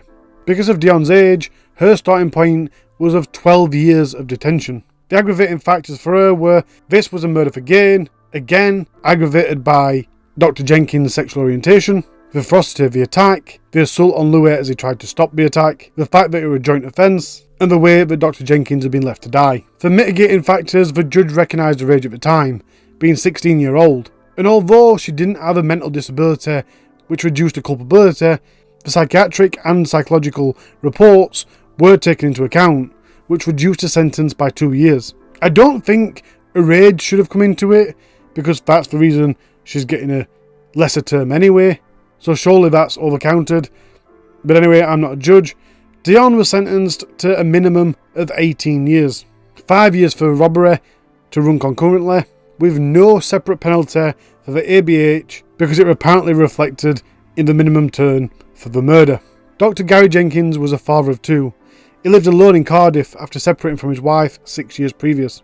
His wife said, "As a family we're devastated to learn about what happened to Gary, as he was such a kind soul who would not hurt anyone. Gary was smart and funny, and the heart and soul of every party. After seeing Gary in hospital unconscious and unrecognisable, we have all had to face up to the nightmare of what happened to him." She also said that her husband always went the extra mile for his patients, and he was a humane, kind and compassionate doctor. He was an incredibly generous and creative man with only good intentions. That's all I've got for you. This case seems to be a short one, and if it turns out to be a short one, I am really sorry. But I couldn't not cover it. It's been on my list of cases to cover for a long time, and I'm trying to get through that at the minute. That might be why there's a few shorter ones knocking about. If any are too short, I'll comprise them into a video of 3. But I couldn't not cover it, just because of how insane this case is. Everything from the top down. The fact that everyone says growing up, this girl was such a lovely girl. The fact that at 16-year-old, she was 10 miles away from home, in Cardiff city centre. She met 2 blokes who were 10 and 20 years older than her. They, embraced her and gave her a can. By the looks of the footage that you've seen if you watch on YouTube, they were drunk when she approached them. And then they took her into a dark park. What's all that about? But the reason they went into that dark park was to assault and rob other people.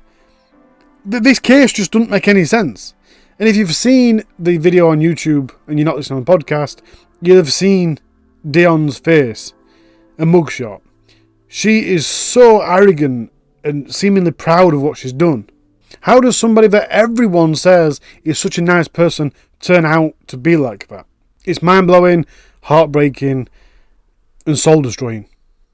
My love goes out to Gary's family, his children. Nobody should have to suffer that kind of pain and loss.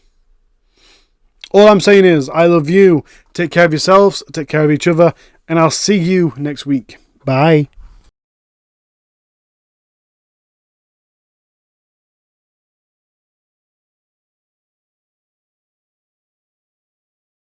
For this week's true crime story, we are leaving the UK. Sorry about that, but it has to happen from time to time. Before we get into the story, let me just say, this is all I'm saying is, I'm Harley, and here we tell true crime stories, and whenever I've got the time, a few stranger than fiction as well. The disclaimers, as always, before we get into this, it is a true story. It's a real crime that involves real people, and they have real family members. So please be very sensitive about commenting or sharing. But I do want you to comment and share it. Just be a bit sensitive about how you word it. Diza Leigh Bausby was born on the 23rd of September 1997 in Kansas City, Jackson County, Missouri, USA. She was the second of 4 children, and it's said that she was a very loving child and she enjoyed life and she had an affectionate smile. She attended Derek Thomas St. Joseph School and Southwest High School. During her junior year, she started Early College Academy partnership between Kansas City School District and Penn Valley Community College. Now that went straight over my head, so I did look it up, and the Early College Academy program is basically while you're still in high school doing your high school work, you can also do an Associate of Arts degree at the same time. And that on its own, you have to apply for this, by the way. And she did apply, she got it, so she's working towards a degree while she's still in high school. And I didn't even know that existed, but to me that shows a massive level of dedication to her education. And she was doing really well. She had satisfied the requirements to receive the Honorary Associate of Arts degree. In 2016, Diza was expected to graduate as a salutation from the Southwest High School. Her involvement included cheerleading, Junior Reserve Officers Training Corps, which is basically something that started after the World War to train younger people up to get them more fit and ready for the army and any conflicts that they may be needed in. She ran track, she did country running, she loved singing, she loved to dance, rap, take selfies, and she often made what she called goofy videos in which she made up these comedic characters. But it weren't only in her education that she was excelling in. Obviously, with all these things she's doing, all these extracurricular things, you'd think her time had been pretty taken up. But that's not the case. She had also been working at Foot Locker, which is the shoe store. And she was looking forward to attending Grambling University in the fall.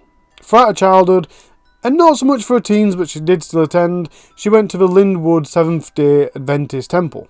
It's said that she'd never met a stranger, which obviously means that everyone she meets she's friendly with and addresses them as if they were a friend. And it's also said that she had plenty of friends, which is not surprising with her being so articulate and energetic and being friendly to everybody. You're obviously going to get a lot of friends.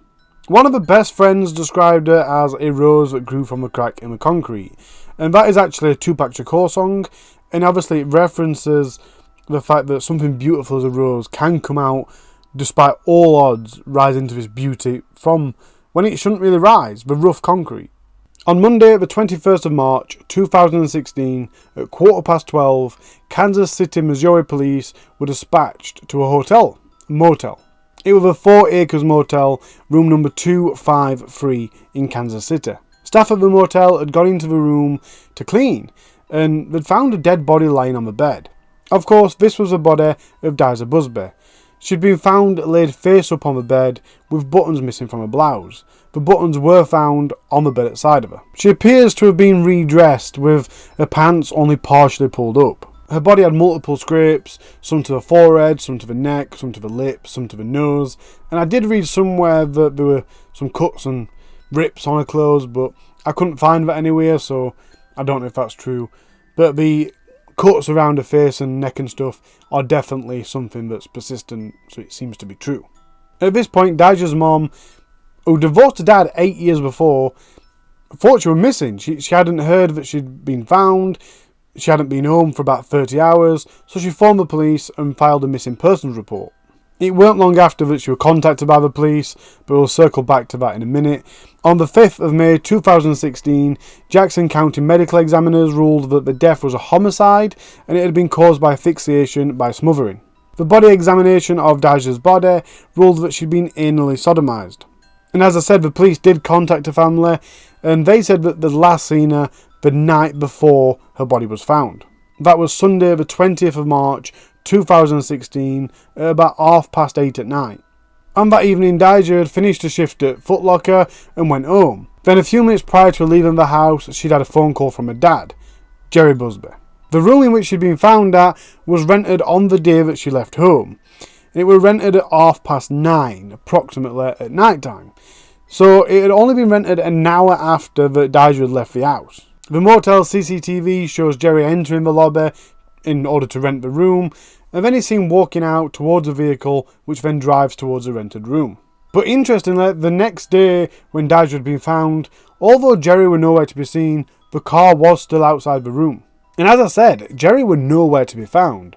But the CCTV did show that at 3:30 in the morning, between Jerry arriving and Diza being found the next day, a person matching Jerry's description was seen walking away from the motel wearing a black jacket and grey looking trousers. As he walked away from the motel across the car park, he turned south on Hickman Hills Drive. A little while later, a fast shop convenience store about 10 minutes south of the motel captures Jerry on CCTV.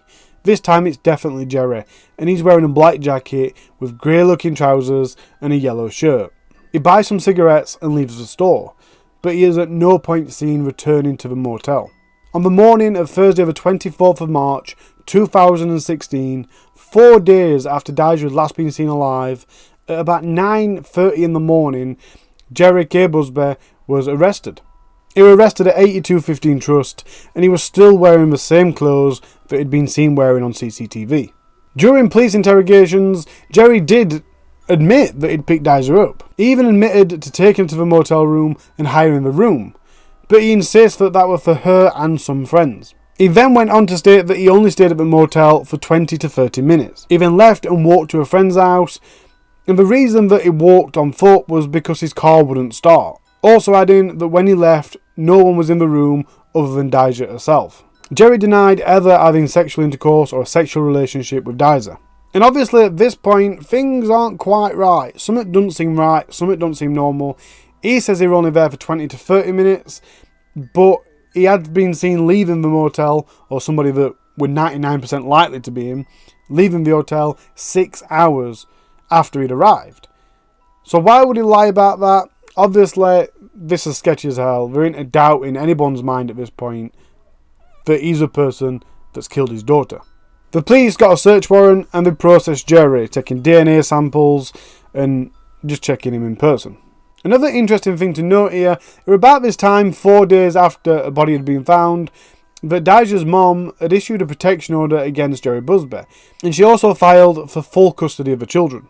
Many close to Dijah said that pretty much straight away they expected that she could have died at the hands of her dad. And that's not all that surprising, because court documents dating back to 1994 reveal an extensive criminal record for Jerry, including a history of drug abuse, possession with intent to distribute, several drink driving misdemeanors, and right on the top is domestic abuse.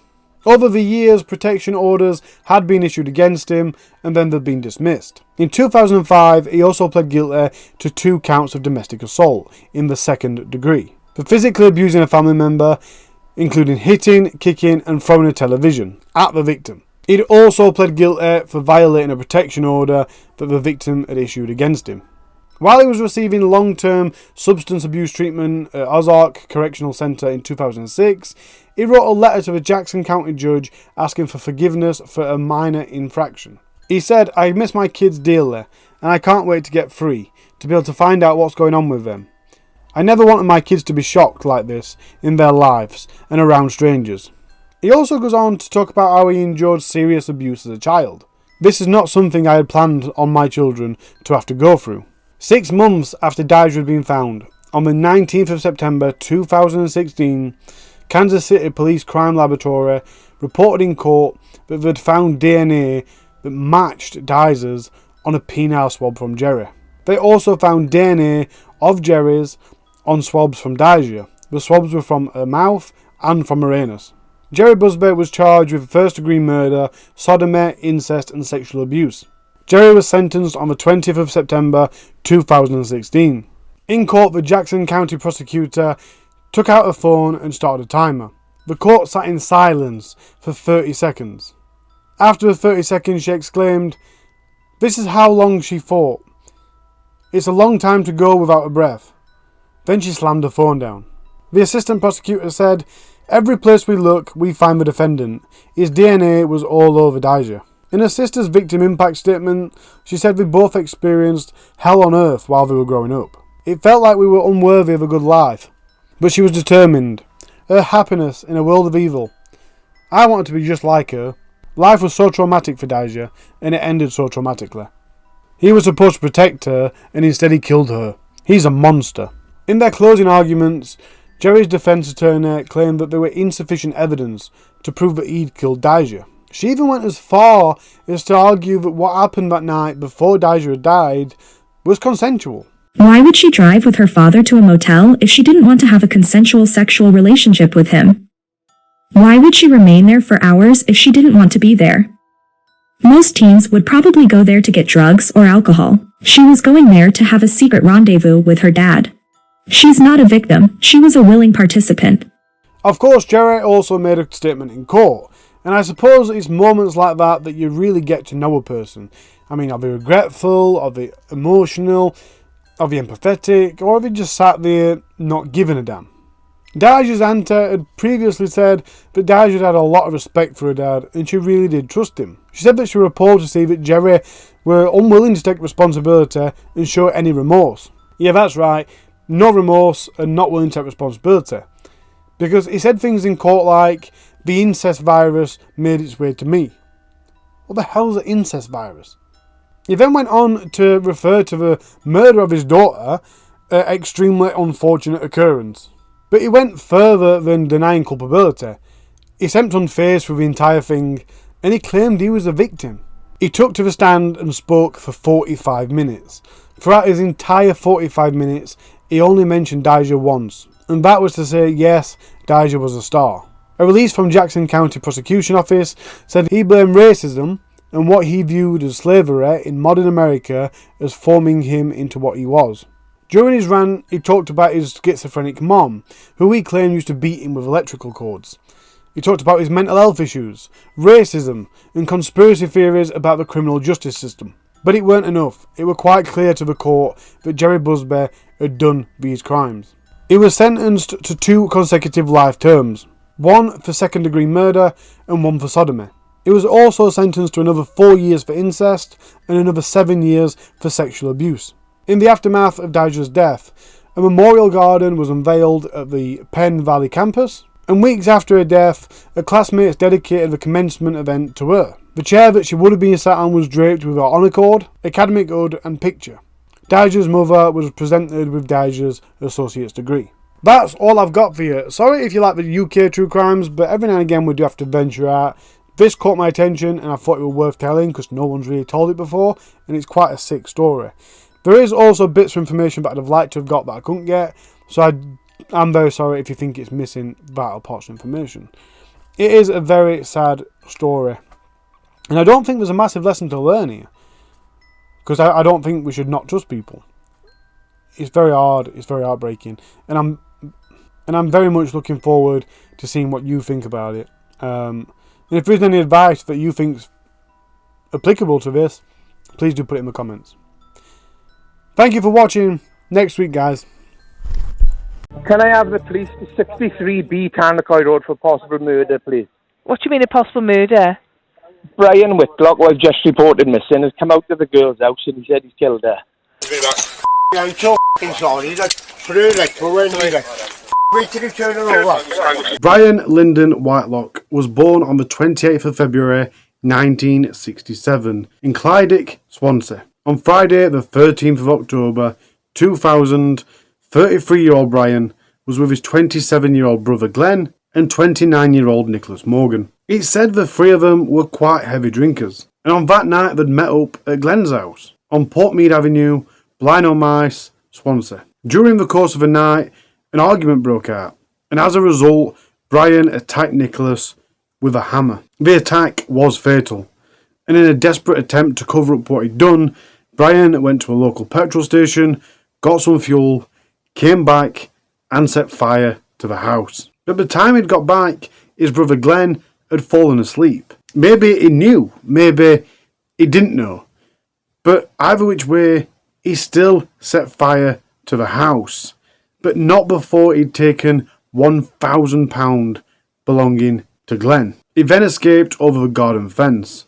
He made his way to Swansea railway station and spent several hours in a Swansea pub. While in there, he was telling people that travellers had set his brother's house on fire. It was later that day, in the same pub, that Brian was arrested. It was later deemed that Nicholas Morgan died from head injuries sustained in the attack. However, his brother Glenn also perished in the fire. His death was caused by smoke inhalation. During the course of the police interviews, Brian claimed that he weren't there when the argument kicked out, or if an argument had even happened, he'd already left.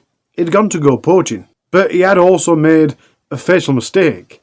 You see, while he was in the pub telling people what had happened, that his brother's house had been set ablaze, he was telling people that Glenn had died in the fire, even though at that time nobody had been identified. And despite the fact that Brian had been and changed his clothes, the police found his clothes and they did have traces of Nicholas's blood on them. So at the trial, which was at Swansea Crown Court, I believe, he was found guilty of murder for Nicholas and found guilty of manslaughter for Glenn. For the manslaughter of Glenn, he was given a 10-year sentence. For the murder of Nicholas, he was given life with a minimum of 18 years, and that was to run concurrently. The judge said, "In the trial, you continued to blame your brother. These wicked crimes brought intense pain to both families, especially to both mothers, friends, and children who were entitled to peace in their lives." Now, I've said it plenty of times before, but concurrent sentences really gripe on me. Because the problem with concurrent sentences is serving 18 years life sentence, 18 years minimum, for the murder of Nicholas. So the 10 years for Glenn is just going to get absorbed in that. There's not actually going to be any time spent specifically for the murder of Glenn, or for the manslaughter of Glenn. And I really don't think that's fair. Even if it were like overlapped by 1 year, at least there'd be a year for Glenn. But concurrent sentences don't see that. There's no point in that 10-year manslaughter charge because it's just doing 18 years anyway. And I know there's point, it's on his record, but punishment-wise, there doesn't seem to be any point, in my opinion. Now, for this case in particular, it is super important that you understand how our system works. So he's been sentenced to life with a minimum of 18 years in prison. That means after 18 years, the parole board can determine if he should be let out, but he'll always be on licence. We do whole life tariffs, but they're extremely rare and reserved for like mass murders and things like that. It was about October 2018 that Brian Whitelock's minimum term expired, and the parole board deemed him safe to be released into the public on licence. But that didn't come without resistance. Leading up to the expiration of his minimum term, in April 2018, Nicholas's sister started an online petition. In this petition, she said, "Look, Brian is being prepared for release, to be released back into the village, into the town, where he killed Nicholas and Glenn." Now, that's not technically true. I do believe all life on licenses have a barring from the specific area that the crime took place. However, Brian's from Clydic and the murder took place in Blinomice. So what the family were actually on for is don't let him come back to Swansea. It's not good enough to just bar him from that village that he won't want to go to anyway. Bar him from Swansea so our family, his family, Nicholas's family don't have to see him. It's not fair and will cause far too much pain. They weren't actually asking for him not to be released. And like I said, I do believe this was a petition from both families. A collaboration. In all, the petition raised 1,413 signatures, but it were unsuccessful. Both of the families went on to provide impact statements for the parole board hearing, but the decision was ultimately made. So on the 2nd of January 2019, Brian was released on licence. I have to step back a little bit though, because it was in April 2018 that this petition was made, and it was talking about a temporary release. Now, there was also a news article from Wales Online in April 2018 that talks of the family members seeing him walking down the street. So, for some bizarre reason, he managed to get out before his actual expiration. And I believe that's all because it was only temporary, and I imagine it was like a phased thing for his actual release later on. Still don't think he should have been out, no matter what the circumstances were, but by the by. And in one of these news articles, Brian's own family member said, "None of us have spoken to him since the murder happened. He's evil. There are no other words for him." But it was the 2nd of January 2019 that Brian was officially released on licence. 1 month shy of 2 years later, on the 5th of December 2020, Brian assaulted a shop worker in the co-op, and he also committed criminal damage. Now, life on licence means if you break the law, you're going straight back in. And for the assault and criminal damage, he was sentenced to 12 weeks, concurrent with his life sentence.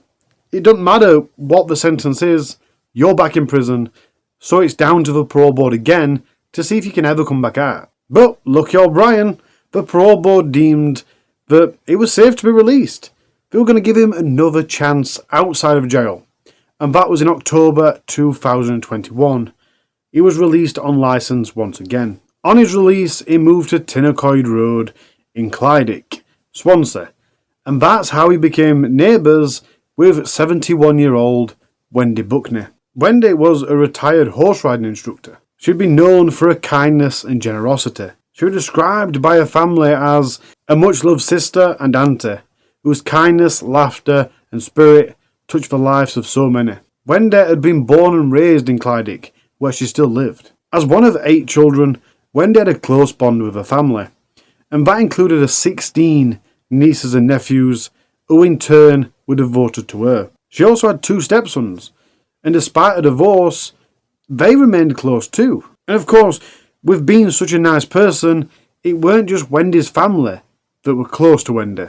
She also had a really great circle of friends. She's described as having a heart of gold, and she'd give you her very last penny. For over 30 years, Wendy ran a riding school and livery yard at Penwythedu Farm in Morriston. She taught countless of local children and adults to ride and jump with her horses. That venture was more than a business to Wendy. It was an expression of her love of life and every living creature. It was in 2018 that Wendy, who'd been living on this farm, sold the farm and moved to Tinnacoid Road in Clydic. She was fast approaching her 70s and she'd well earned retirement. She'd developed these mobility issues, occasionally using a crutch. She'd requested additional mobility aids, including handrails from a landlord. Despite all this, Wendy didn't become some sort of extrovert. She stayed really active in a community. She was known for her willingness to help others. And for the loving, caring, friendly person that Wendy was, she readily welcomed Brian into the neighbourhood. Not only into the neighbourhood, into her own home. And she did know who Brian was and what Brian had done in the past. But Wendy believed everybody deserves a second chance. She even went as far as to employ Brian to do odd jobs, things like gardening and laying down tiles. It was Wendy's way of supporting Brian, giving him some work to do, giving him some money. Although I did read that Brian was working as a gardener. Even Brian himself praised Wendy. He had nothing but good things to say about her. He even went on to describe her as like a second mom to him. Now, up until 2021, Brian had been prescribed diazepam, or Valium as we call it on the street. But when his prescription ended, that weren't enough for Brian.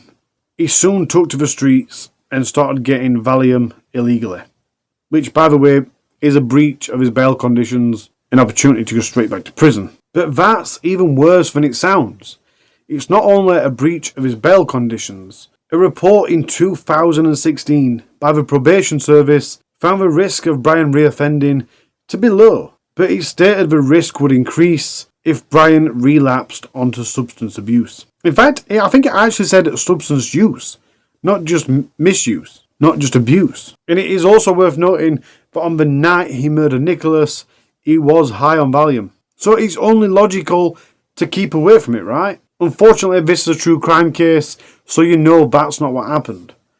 Besides, there's not usually much logic in true crime cases. And Brian himself knew what Valium did to him. He told the neighbour that it sends him loopy and that it makes him go off on one. But nonetheless, throughout August 2022, Brian was abusing Valium and mixing it with alcohol. It said that he was taking up to 30 tablets a day, although he denies that. He also denies mixing it with alcohol, although he does admit smoking weed. And to clarify that, he doesn't say that he never took Valium, he just said that he only took one a day. So it's August 2022. Brian is really abusing Valium, and it's really starting to show. There are a lot of things that occurred during August. Like on the 1st of August, he fell over, hit his head on a tree, which caused him to be taken to hospital. And you could fair enough, he might have just been drunk or whatever. But on the 16th of August, his neighbour reported him missing. He was later found raving on a bridge and trying to climb over the bridge to get into the water. The police approached him, and according to the prosecution's timeline, He assaulted the police officer, and in the scuffle, in the confrontation that occurred after, Brian sustained an injury. He was taken to the hospital, and a CT scan revealed a small fracture on his skull. But the doctors deemed surgery wasn't necessary. It was best to treat it with non-surgical means. While at the hospital, he was found to have benzodiazepines in his system. If you don't know what that is, yes, it's found in Valium, aka diazepam. He also had cannabis in his system. And throughout his stay at the hospital, he kept asking the doctors for diazepam because it was the only thing that would help him. He also kept saying he wanted to go home, but let's face it, who doesn't when they're in hospital? After a mental health assessment, Brian was discharged on the 19th of August. He was advised to seek help from Daffodil, which is a drug and alcohol misuse service. He still kept asking to be prescribed diazepam, but the doctor at the hospital said, look, you need to go see your local GP. There's nothing I can do for you. So that day when he got home, the 19th of August, his neighbours noticed.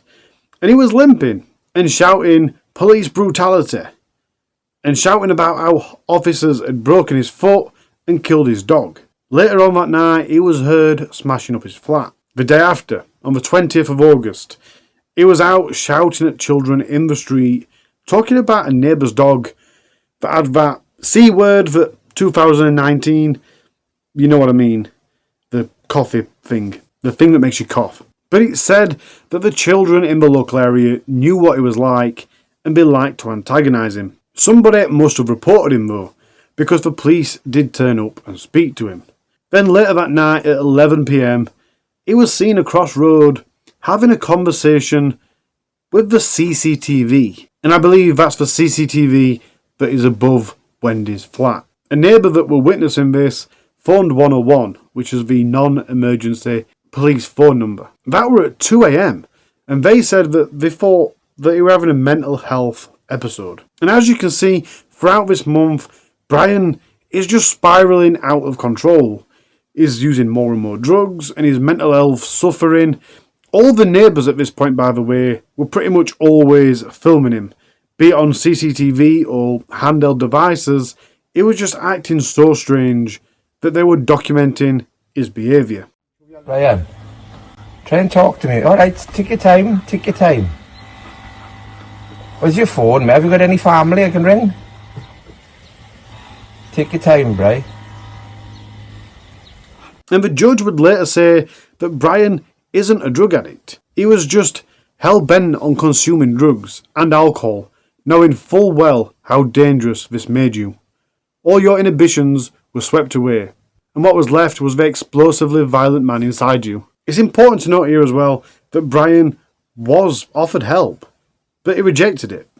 Not only was he told to go to Diafol, or whatever it's called, the drug misuse service, but he was offered prescription alternatives to diazepam, and he rejected it. He self-discharged himself from hospital against medical advice, so he could go home and carry on his self-indulgent spree of drinking and abusing Valium. There's also reports from neighbours, 2 or 3 neighbours, that Brian had made a begins in a B, ends in a B, and he'd made that from a motorcycle battery and some bricks.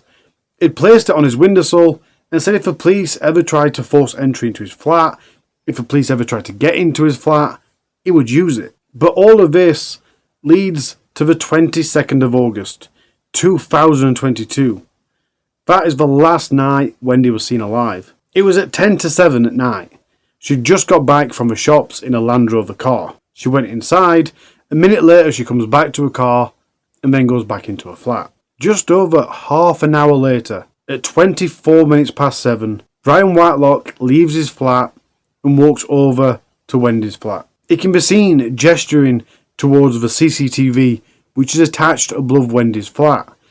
His gestures is doing like a repeatedly thumbs down motion as he walks across. 2.5 hours later, at about 10 p.m, the neighbour that lives above Wendy, in the flat above, is in his own bathroom, and he can hear some water running downstairs. He said it sounded like the taps were on full, And the main reason he noticed this is because of the time, 10 p.m. Wendy pretty much routinely went to bed around 9 p.m. But as you would, he didn't think more of it.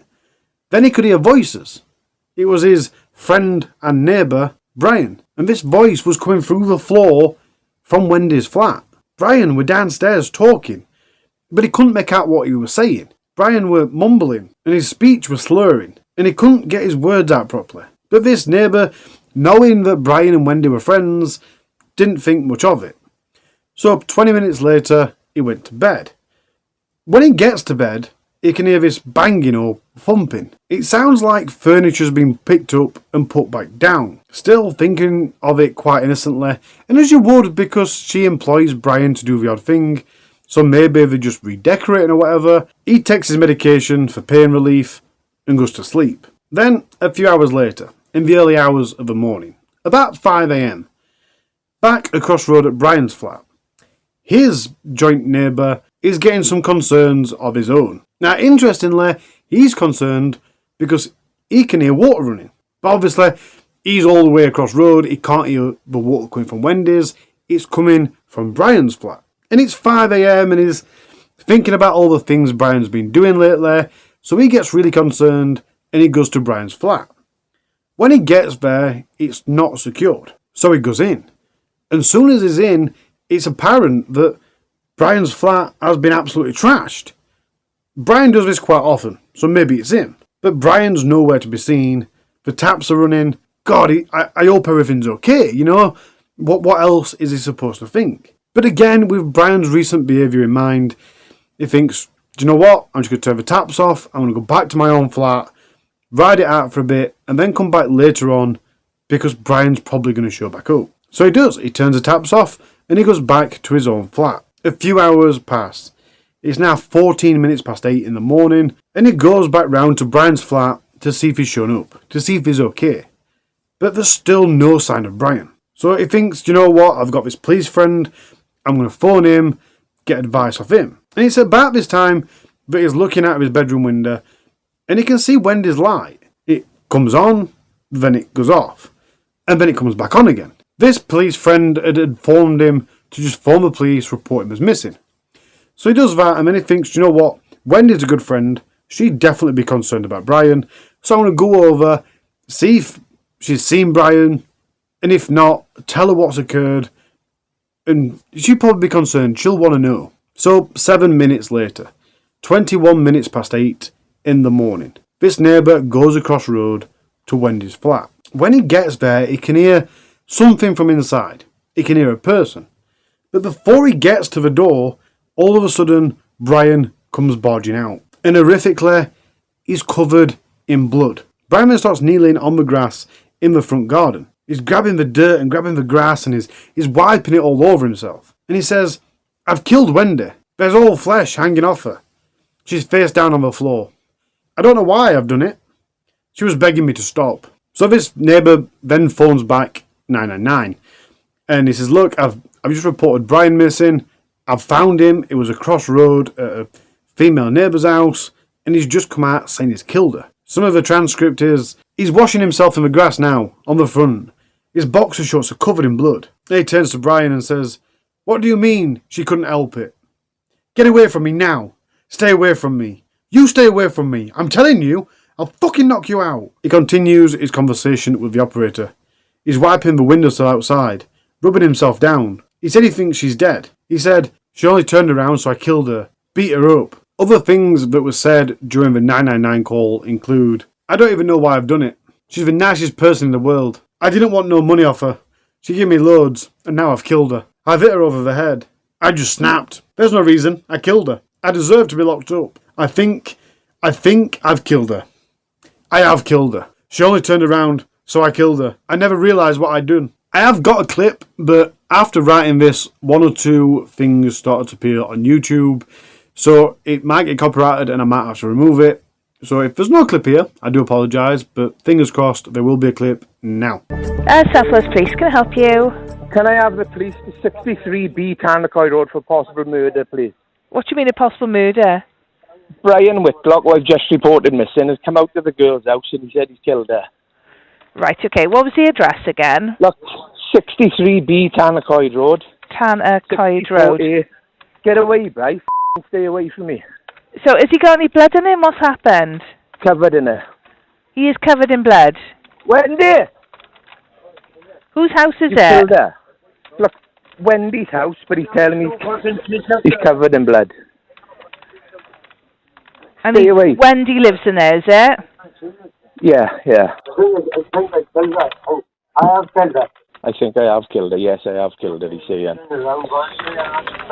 She only turned around, so I killed her. During the call, this neighbour turns to Brian and says, "Where is she, Brian?" He replies, "Dead." "I know she's dead, Brian. Where?" Brian responds by saying, "She's in the living room and she's stone cold." Another neighbour looks out the window and sees that Brian's neighbour is on Wendy's front garden, on the phone. So he decides there must be something wrong, and we're going to see if everything's alright. As they were approaching Wendy's house, you could see Brian's neighbour, and he looked a bit flustered. And it was after that he saw Brian. He was still on his hands and knees, pulling grass from the ground and rubbing it all over himself. He asked Brian's neighbour what's going on, and he said, "He's fucking killed her." He could then hear Brian mumbling, "I fucking killed her. I don't know why." And at this point, Brian's starting to ask where the police are and saying that he expected the police to be there by now. He expected that when he came out, the police would be there. And this neighbour that's just turned up was like, okay, so he's saying that he's killed Wendy, but has he killed her? Is she inside dying and in need of help? So he decides the best thing I can do is go inside and try and help Wendy. In his words, she was in the middle of the room, face down, completely naked. Obviously, he just opened this door and there's complete devastation. The room is absolutely trashed. Blood all over the place. And it's in his mind what Brian's just said. So he thinks, right, I really need to stop now. There's a really very slim chance she's still alive. I need to go back outside and not forensically get involved in that scene. Back outside, Brian's fast talking and mumbling to himself. "I don't know why the fuck I killed her. Where are the fucking police? I fucking killed her. I don't know why I done it, but it's too late now." He was just saying it over and over again. And he were, quite correctly, referring to himself as a monster. Just rambling on to himself. And he's mentioning the accident that he's had and saying that the accident's turned him into a monster. As they waited for the police to arrive, Brian's neighbour decided to keep Brian engaged. He asked him what he'd killed Wendy with. "Everything. I killed her with loads of different things. I wasn't in a bad mood. I just killed her." You still ask him where the police were, and he says, "I'm not right in the head. I've killed Wendy. I don't know why. She was so good to me." And at some point before the police arrived, he said, "I didn't realise what I was doing until I came down from the high." The paramedics arrived at 22 minutes to 9 that morning, and it was so apparent to them that Wendy Buckney was dead, they didn't even try and move her. The police arrived just a minute after the paramedics, and when they did, Brian was still on the garden in his blood-covered shorts, rambling and mumbling to himself. Brian told the police, "I'm sorry if this is a little bit brutal. When I turn her over, there is chunks, fucking chunks of flesh over her." The police entered Wendy's flat, and they discovered the total devastation that Brian had left it in. Wendy's body was indeed in the living room. And as Brian said, not only was she dead, but she was cold. Of course, nobody can ever be totally sure what Brian did to Wendy that night. But during the course of the night, Brian inflicted a total frenzy of violence upon her, which caused her to die in a brutal, terrifying way. And I will get to the post-mortem later, which I imagine some of you might want to skip. Heartbreakingly, Wendy, who nobody had a bad word to say about, including this absolute monster, she had defensive injuries, which means that she was trying to protect herself. She knew what was happening.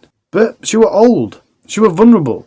She was classed as overweight. She didn't stand a chance against this drug-filled 55-year-old man. Especially one that she just let into her own house and probably weren't expecting to be attacked by. In this brutal attack, Brian had used a knife, a broken table leg, and some MDF shelving that was in her house, and he'd used them to stab her and beat her all over her body and face. He stripped her completely naked, as with himself, hence him wearing his shorts back to front on the garden. As the other neighbour said, Wendy was laying in the middle of the living room floor, naked, face down. She had blood from the bottom of her feet all the way up to her breasts and around her head. Clothes and objects had been placed on top of her body. The room had been totally trashed, including an upended sofa and a shelving unit that had been ripped apart.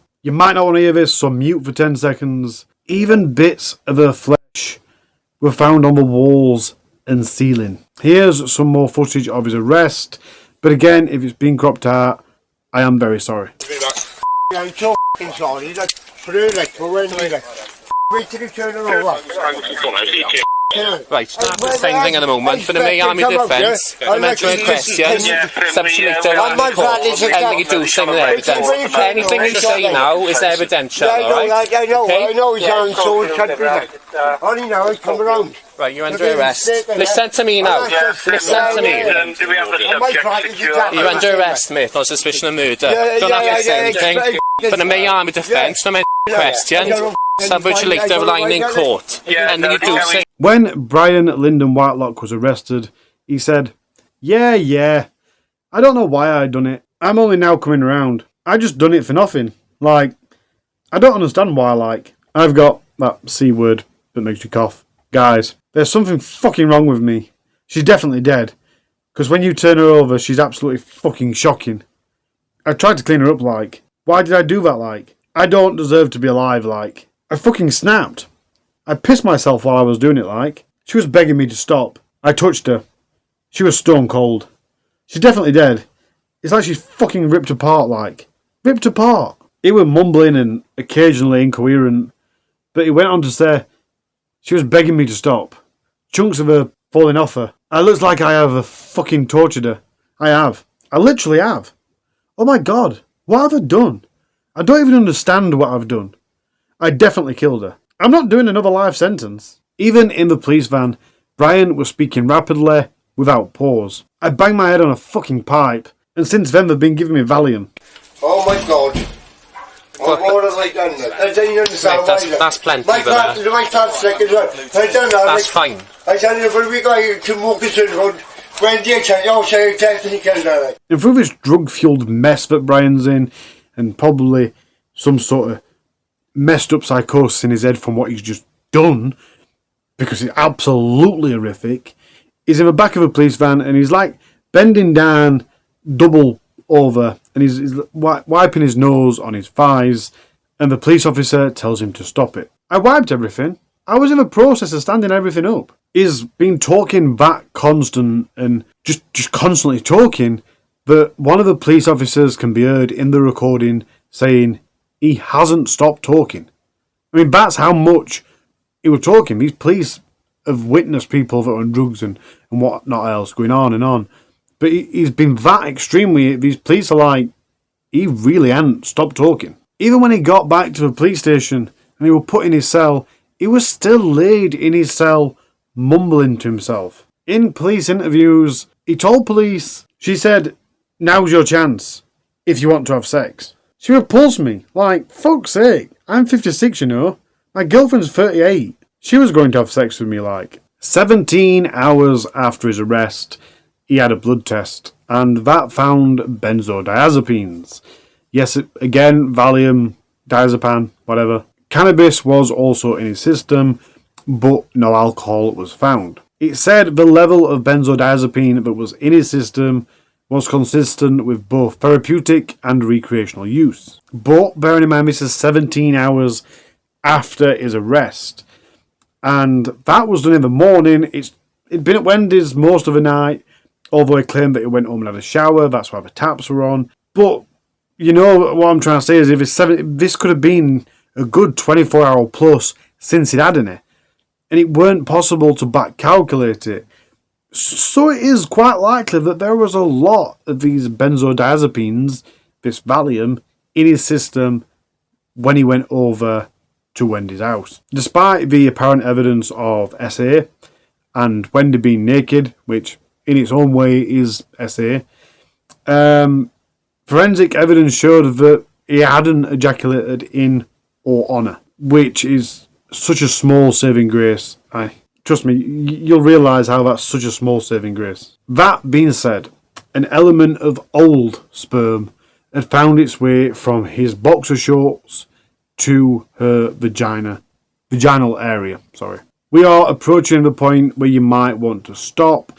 I'll put it on the screen here when I do the time that you'll want to rejoin. And I'll probably put like a mute thing up as well, mute symbol. But before we do get to that, the pathologist provided 70 numbered descriptions of injuries all over Wendy's body. They were from head to toe. 28 of them was to her head and face. The other 42 obviously being to her body and limbs. However, there was far more injuries than 70. The pathologist literally could not count the amount of individual injuries because there was injuries on top of injuries. So this is the time you need to skip to. This is quite brutal. It's not extreme, probably. I don't go into too much graphic detail, but it is not for the faint-hearted. There was stab wounds. There was blunt force wounds. There was sharp force injuries to her face, head, arms, legs, and chest. Wendy suffered a fractured eye socket, fractured nose, fractured cheek, fractured jaw, fractured shin bones, and in that shin fracture there was fragments of chipboard similar to the MDF shelving that had been found. Parts of her body had been skinned, not quite literally, but appearing like they'd been skinned. Her nose, upper lip and underlying cheek were partially detached. An injury to the left backside of her head left bone of her skull exposed. There'd been bleeding in the whites of her eyes. Her arms had fatty and muscle tissue exposed. Some of the weapons had been used with that much force. They'd left marks on her skin that showed their shape. Splinters of the wood and other materials were in some places embedded into her body. Her right leg was broken. And I don't know the cheekbone bit. If I said her left cheekbone was fractured, that were in 3 places. We're safe to listen again. The forensics later found blood on surfaces all over. In the kitchen, in the hallway, the bathroom, on the sinks, on the taps. I mean, it was just... everything was absolutely horrific. Brian Lyndon Whitelock is a monster. And very few times in history has monster been appropriately used enough as much as now. This man is so sick, and I don't care if you blame it on drugs or what. If you just listen to that description, that is beyond. That is just true evil. And you might think that this is going to be easy, open, closed case. They found him there, covered in blood. He's admitted to it millions of times, on video recording and everything. But unfortunately, as the monster that he is, despite him coming out with blood on his hands, despite him actually confessing to it, Brian Lyndon Whitelock changed his plea. He absolutely and completely changed his story. His story was now there had been some shadowy figures knocking around a flat. And interestingly, he chose to say that they'd raped her. But by the time that he'd got there, it was too late. He couldn't save her. But that weren't his final story. Oh, no. He changed it again. This time, he once again admitted that it was him that attacked Wendy. There were no shadowy figures. There were no other people involved. Just him attacking Wendy. But he weren't in the right frame of mind. Ladies and gentlemen, drum roll please. We're going for the diminished responsibility yet again. And by God am I fed up hearing it. But to be fair, you might be expecting him to say, because of the drugs. No. He was claiming he had a brain injury. He was claiming that earlier in the month when he'd fell in at a tree, or when he'd fell in at a pipe for that time, or when the police fractured his skull, that caused brain damage. And that's what caused him to do that to Wendy. Now, it took an astonishing 27 months before this trial even got started. And that huge delay was because of Brian. He used numerous delay tactics. He fired his defence team. Probably because they said, you ain't got a chance. You're going to fail. You're going back to prison for another life sentence. Although I don't know that. That is speculation. But it's believable. Another delay tactic he was using was asking for further medical evidence. And then ultimately, in the end, he decided to represent himself. I mean, why not? You've not got much to lose. This is not going to go well for you. The trial finally began in Swansea Crown Court on the 11th of November 2024. And let's start with the last thing I've just said. He was claiming brain damage. And this weren't just like a passing claim. This was his entire defence that he constantly talked about. His entire defence relied on him having brain damage. Which, to be fair, it's not a bad call, is it? A couple of years ago, 20 years ago, 30 years ago, you might have just got away with that. And you can't use any other defence because you were literally caught red-handed. And all his neighbours have got footage of him seeming unwell. So if you're going to go for a defence, then that's probably the best one to go with. And because of that, there was a lot of experts in this trial. There were neurosurgeons. There were neuropsychiatrists. There were psychologists. Other psychiatrists. And I mean, it weren't unanimous. There were differing reports. Some which had been done after assessments that had been done with limitations. I mean, one psychiatrist said that he'd had a confusional episode. But, to be fair, the majority of these experts ruled out brain damage and pointed towards drugs and alcohol. And like we know, like I've said a few times, there's lots of evidence of how he was behaving on drugs and alcohol. There were lots of witnesses that were saying that, yeah, he was taking a lot of Valium, yeah, he was admitting to it, yeah, he was drinking crates of lager while on Valium. And let's not forget, while he was in hospital, he got drug tested, he had Valium in his system. When he was arrested, he was drug tested, he had Valium in his system. In fact, a doctor who'd carried out the CT scan ahead of the incident believed Brian's confusion in the weeks before was caused by drug withdrawal rather than a head injury. If anything, I think that confuses the case even more. Was he high on drugs or was he withdrawing from drugs? The court was told just days before the murder a mental health assessment had been carried out on Brian, and that deemed him to be low risk of harming himself or others. So throughout this trial, there's one thing that the prosecution did quite a bit, and that was compare Wendy's murder with Nicholas's and Glenn's murder. In both cases, victims were killed in the early hours of the morning and trusted to be there. In both cases, the defendant was under the influence of drugs. In both cases, he was said to be mumbling and incoherent in the aftermath. Of significance, he was not blaming any head injury in 2001. In both cases, a weapon was used to kill by repeated blows, and both victims sustained severe injuries to the face. In both cases, explosive and disproportionate violence was used without any obvious motive. In both cases, the location of the killing was significantly damaged after the death. And maybe that's the reason that Brian didn't want to talk about his past sentence. Oh, to be fair, maybe he just saw it as irrelevant. But he did outright tell the court, look, I am not talking about what happened in 2000 anymore. I'm not talking about the trial. I am not talking about anything. Brian himself told the jury that Wendy was a lovely person. The most genuine person I know. She helped me a lot. It is difficult to talk about. She is a really lovely person. I would do anything to help her. She would do anything to help me. I have no idea why I was at Wendy's or what I was doing. It is horrible what's happened. It's absolutely horrific what I have done. What I have caused somehow. I don't know what else I can say. I'm sorry. I can't forgive myself. I don't think I will ever come to terms with what happened. I expect to spend the rest of my life in jail. I deserve to. Why did I do that to someone? To anyone?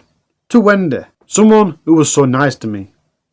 To do that to anyone at all is horrific. He added he didn't know whether he had done it, but he was accepting his fate. But for someone that was accepting his fate, he certainly didn't act like it. Throughout the trial, he had to be constantly told to stop interrupting, especially with the prosecution's closing arguments. He shouted things like they were playing dirty and talking bullshit. His manners and interruptions were that bad, at one point he had to be taken back to the cells. And even while he was being taken away, he shouted, "Not having this!" On one of the days, Brian wouldn't let the prosecution continue their cross-examination. He just left the witness box. So the following day, the judge gave him another chance. He asked Brian if he'd like to return to the witness box. And Brian replied, "I am representing myself. The prosecution is playing dirty games and twisting me up like that, just to make me out to be a liar. So no." The judge set the record straight and said, "Look, the prosecution's not playing dirty games. They've conducted their prosecution properly," and then gave him another chance. "Would you like to return to the witness box?" But Brian again exclaimed, "No, I won't go into the witness box. It's all one-sided. Get on with it." Further on, the prosecution told the jury, Mr. Whitelock must have stripped her before he stabbed her in that way. He was never going to go into the witness box to answer questions about that. He stripped Wendy Buckney before he stabbed her in the thigh. He beat her with a table leg and pieces of shelving. His self-control was not compared. He knew she was begging him to stop. He said chunks of were hanging off her. And even at this point, Brian shouting, "That's a lot of bullshit." But the prosecution continued. He knew she was naked in the flat, having been stabbed by him. In hospital, he made sexual comments about her, saying that she'd said to him, "Now is your chance to have sex with me." Lies. All lies, of course.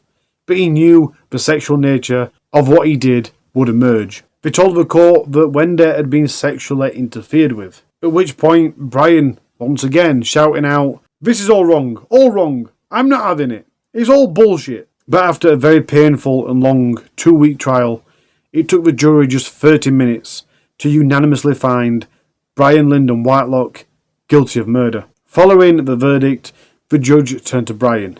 In another olive branch, he said, "Look, you got rid of your defence team. I will quite happily reinstate legal aid," which means basically a state benefit the government's going to pay, or the state's going to pay for your defence counsel.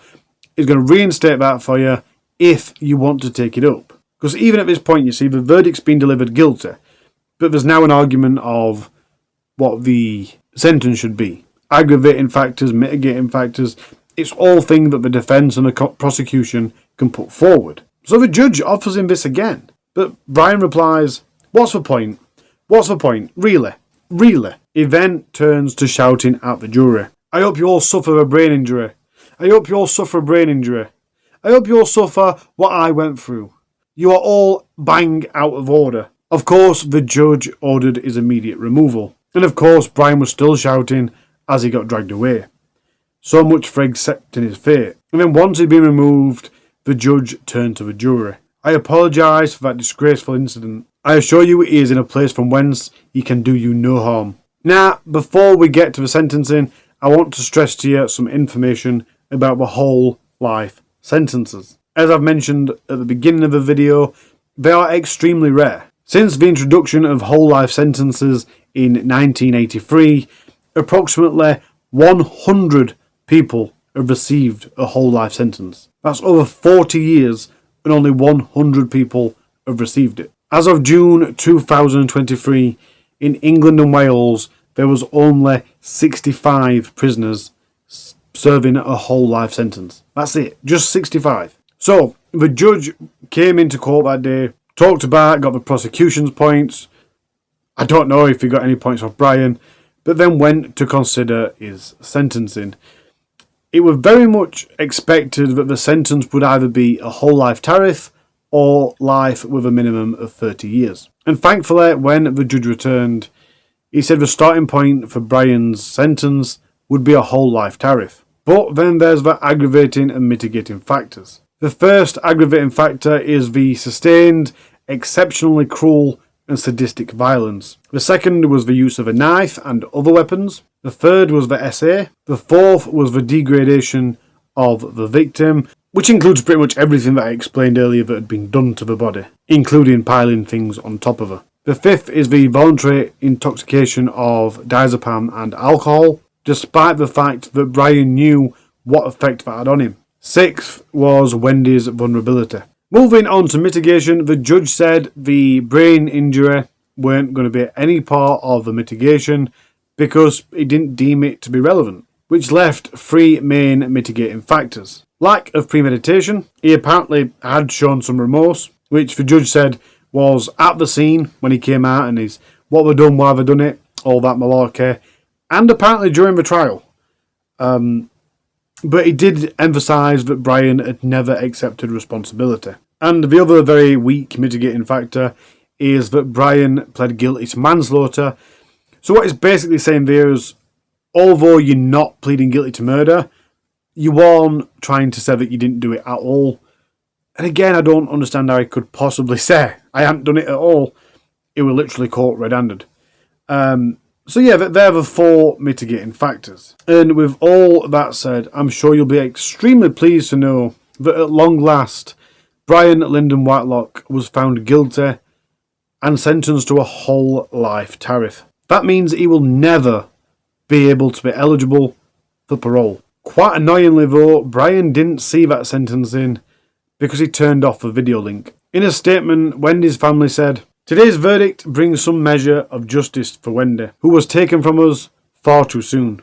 While nothing can bring her back, we are grateful that the truth has been heard. Wendy was a very much loved sister and auntie, whose kindness, laughter and spirit touched the lives of so many. Our lives will never be the same without her, but we will continue to honour her memory every day. This has been a painful and heartbreaking journey for our family. We thank everyone who supported us during this incredibly difficult time, and we ask for privacy as we continue to grieve and heal in the wake of this tragedy." A statement from Wendy's sister read, "Wendy was such a kind, fun, loving person. She was bubbly and caring. She adored her family, the same as we all adored her. Wendy had a close bond with her nieces and nephews. Wendy absolutely loved her animals, and always had from being a child. She loved her time living and working on the farm. This was when she was at her happiest. Wendy was such a lovely, kind person that she always had groups of friends throughout her life who thought the world of her. And since she has died, listening to her friends and others speak so well about her means so much to us as family, as we know how special she was.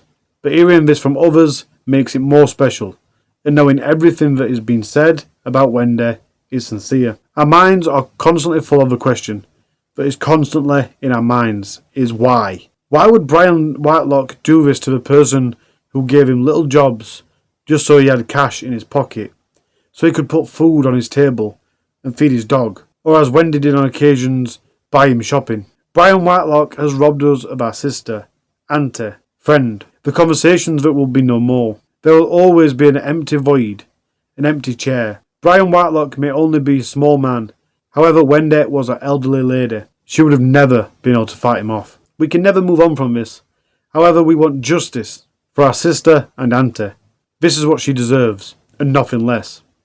We want closure from a legal process and the difficulties that this has been. No sentence that Brian Whitelock receives will ever be enough for us as a family. However, we want him to know what he has done to us as a family. The nightmares we have because of his actions and the life sentence he has given us, we can never, ever escape this. Most importantly, for him to know that he has taken the life of his friend.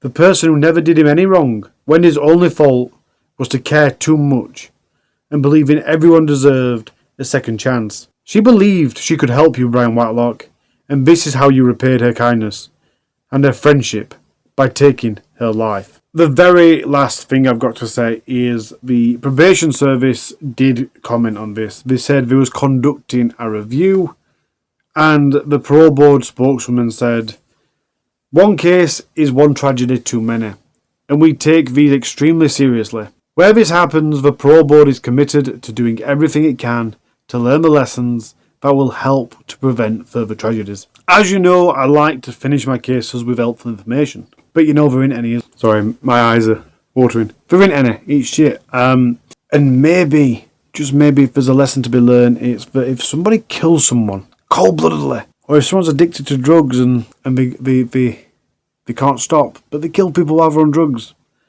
then maybe we shouldn't let them out. Do you know, it's just an idea. Manslaughter's one thing, letting someone out that's accidentally killed someone, fair enough. But to let someone out that's so fucking horrible. And I don't think probation services, I don't think the parole board is held enough to account. I'm sorry, I don't. I don't care, you point on that. And, do you know, I wouldn't want the job myself. I think we should all stay inside. But if I'd have let someone out that had gone on to kill someone, I don't think I'd be sleeping at night for a very long time. The other lessons in this video are self-explanatory. The only thing I want to say last is don't comment on this video saying anything about Wendy's trusting nature being a downfall. Don't do that. Don't let evil, vicious monsters like Brian Lyndon Whitelock be an example of why we shouldn't try and help people, because that's not good enough. I refuse to let Brian Lyndon Whitelock put a patch on this earth any darker than he already has done. So them sorts of comments won't be welcomed. I'm not saying that you can't think that. I know we don't need that negativity. It was not Wendy's fault what happened at all. At all. The probation board said that he was safe to be out. She trusted that and she trusted him. That's not her fault. That is not her fault. So, with that said, all I'm saying is, I love you. Take care of yourself. Take care of those around you, I don't know. All I'm saying is, I love you. Take care of yourself. Take care of those around you. And I'll see you real soon. Hopefully in a few weeks, because I'm getting closer to doing one a fortnight. So close. Speak to you soon. Bye. At 7:30 on the 24th of May 2019, police officers attended a house on Greg House Road in Shire Green, Sheffield, South Yorkshire, England. The police had received reports of concern. The reports were sent by the neighbours, and the concern was for the safety of the children inside the house. In response to the reports, the police initiated a large-scale response to the incident. 15 police cars arrived at the scene. Once they arrived, they located 6 children, aged 7 months, 3-year-old, 10-year-old, 11-year-old, 13-year-old and 14-year-old. All 6 of the children were inside the property unconscious. Police officers then arrested 2 people, a 37-year-old man and a 34-year-old woman. The area surrounding that road was put into lockdown, including Hartley Brook Primary Academy. The playground of that school was used as a landing space for the Yorkshire Air Ambulance. In addition to the air ambulance, there was also 4 road ambulances present. All 6 of the children that were inside the property were taken to Sheffield Children's Hospital for treatment. The eldest 2, the 13-year-old boy and the 14-year-old boy, later died in hospital. The remaining 4 younger children did stay in hospital for a while, but they were conscious and they weren't in a life-threatening condition. Police later narrowed down the cordon to mainly just the street area and confirmed that there were no other suspects at large in the area and that the greater community weren't at risk. And obviously, as you can imagine, social media at the time was going crazy. There was that much of a lockdown in the area, there was that many police, the air ambulance, everyone were expecting there a mass shooting or something like that. It were going crazy with rumours and speculation. And obviously the air ambulance is landing inside the school playground. So everyone's expecting the worst and thinking that it might be shooting inside the school. However, a press release from South Yorkshire Police later came out to say that it weren't a gun incident, no shots were fired, and it did not involve the school. This would be a good time for disclaimers, so if you're watching this, please be aware it is a true crime. It involves real people. So if you're commenting or sharing, and I really do want you to comment and share, just please bear in mind that these are real people, and be a little bit sensitive with what you say. Before we get into what actually happened, we need to move back quite a bit. The mother of the children is called Sarah Barrass. She was a single mother. She had a brother called Brandon Machin, and despite them growing up in different houses, in separate houses, neither of them had a good upbringing. Quite a terrible upbringing, to be fair. They were both part of child protection plans and children's social care at quite young ages. From just 9-year-old, Brandon would pass from children's home to children's home and residential units before moving into his own independent living home. Sarah's 4 years younger than Brandon, and she weren't having a good time with either. She was suffering with neglect. And by the time she was 14-year-old, she was also living in a children's home. At that time, Sarah was making historical accusations of sexual abuse, and the sexual abuse apparently came from a number of different individuals. And there is a bit of solid evidence for this because one of the people that she accused did later get convicted of rape in the year 2000. But in 1998, Sarah was aged 14 and Brandon was aged 18. Sarah's mom suspected there was something going on between them, something a bit dodgy, some sort of incestuous relationship. And a reason for thinking this was she'd found love letters passed between them. And she did report this to authorities. However, the authorities came and they talked to Sarah, she denied everything, they looked at the letters, and they kind of went, there's nothing we can really do about this, she's denying it, it might just be innocent, so they dropped everything. And additionally to that, the records kept by the care home that Sarah was in did say there were a lot of rumours going about that Sarah and Brandon had some sort of relationship going off, but there were never any formal complaints or records, so that didn't go anywhere either. When Sarah was 19, she had her first son, who she named Blake. She outright declared from that point on that she weren't in a relationship with Blake's father, and he didn't want to be involved in raising the child in any way. 14 years later, at the time of the incident, Sarah then had 6 children. The eldest 4 of these 6 children had been diagnosed with various disabilities and special educational needs / disabilities. The eldest was diagnosed with ADHD. If you don't know what that means, it's attention deficit hyperactivity disorder. He also had speech and language difficulties and was known to the speech and language therapist service. The second child was diagnosed with ADD, attention deficit disorder. In addition to receiving ADD support, he received art therapy in 2015 and solution focused therapy 2018-2019. Like the first child, the second child also had serious allergies and speech and language difficulties. Sarah was seen as a devoted and caring mother of 6. She was fighting so desperately hard to get the support and the care that her family desperately needed. And she did need it. I mean, raising a family of 6, family of 7 including yourself, on your own can't be any easy task. Even more so when the eldest 4 have learning disabilities. And furthermore to that, it must have been really cramped, because all 7, the 6 children and Sarah, were living in a 3-bedroomed house. So obviously Sarah had her own bedroom, and then the other 6 were sharing 2 bedrooms.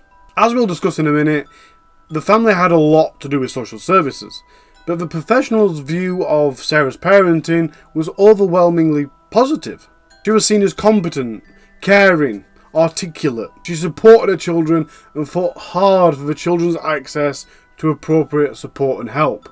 She frequently self-referred herself and the children to supportive services and the police. Now, as always when I'm covering a case, I read absolutely tons of news articles, and I mean a lot of news articles.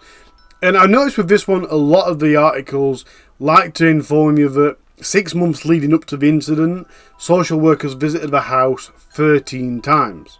That's more than twice a month. But what the news articles don't go on to tell you is that it weren't necessarily always for the child's safety.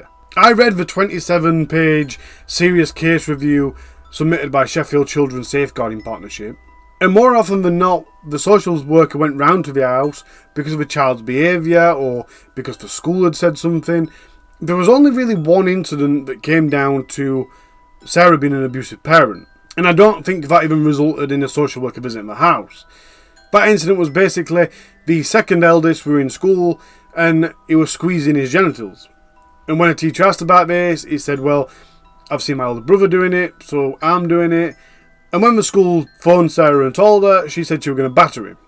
Now, if you don't know what battering means, it basically means beat you up. I'm going to give you a good battering. I'm going to give you a pasting. It's not always... sometimes you say, oh, I'm going to batter him. But you can say, oh, if carry on, I'm going to batter you. You know what I mean? It's not always...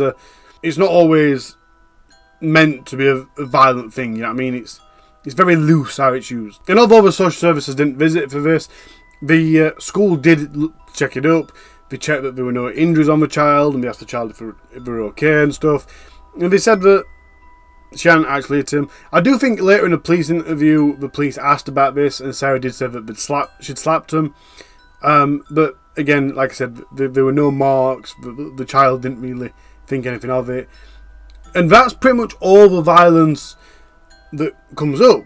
Other than that, there's not really any mentions of Sarah being a bad parent in this entire review. So now skipping forward quite a bit to the time it happened, in May 2019, a strategy meeting had been put in place, and that basically means social services and what other authorities need to be involved all get together and strategise. They discuss ways that they can help the children or help the family. And obviously in this case it'll be the behaviours of the children is not the best, so we need to find a way to help them, and so on and so forth. And it was decided in that meeting that there would be a child protection investigation. And the meeting would move on to an initial child protection conference, which is basically the same type of thing. It's just a bit more serious. That is kind of a meeting where we can decide to take the children into care or something like that. And that day, a social worker went round to Sarah's house, met with Sarah, and explained the verdict of the meeting, basically. And apparently, while the social worker around at Sarah's house, she pressed on that they know that all the children have got the same dad, but they don't know who the dad is. Nobody knows who the dad is. So they really, really now need to be knowing. And this is something that they'd always pressed on a bit, but apparently in this meeting, after the strategy meeting, she was really pressing to find out who the dad were. At this point, Sarah's quite concerned that the children will be taken away. But this social worker reassured her that that weren't going to happen, that's not the case, and she went into a lot of detail of explaining the legal procedure, the legal process of what was going to happen and what decisions might be taken and things. But he said that Sarah didn't quite believe her. She was adamant that they were trying to take the children. The day after this meeting had taken place and the social worker had come round, the day after, this woman came up to Sarah and informed her that her child had told her that Sarah's second eldest had sexually assaulted them 3 weeks prior. The day after that is the day of the incident. Well, kind of. It's where the incident starts. And Sarah and her brother Brandon had rounded up all the tablets from around the house. Most of the tablets were for ADHD, because obviously they've got a few of them in the house, and they collected them all up and divided them into 4 piles. Each pile was for one of the eldest 4 children. Sarah and Brandon then told the children to take the tablets.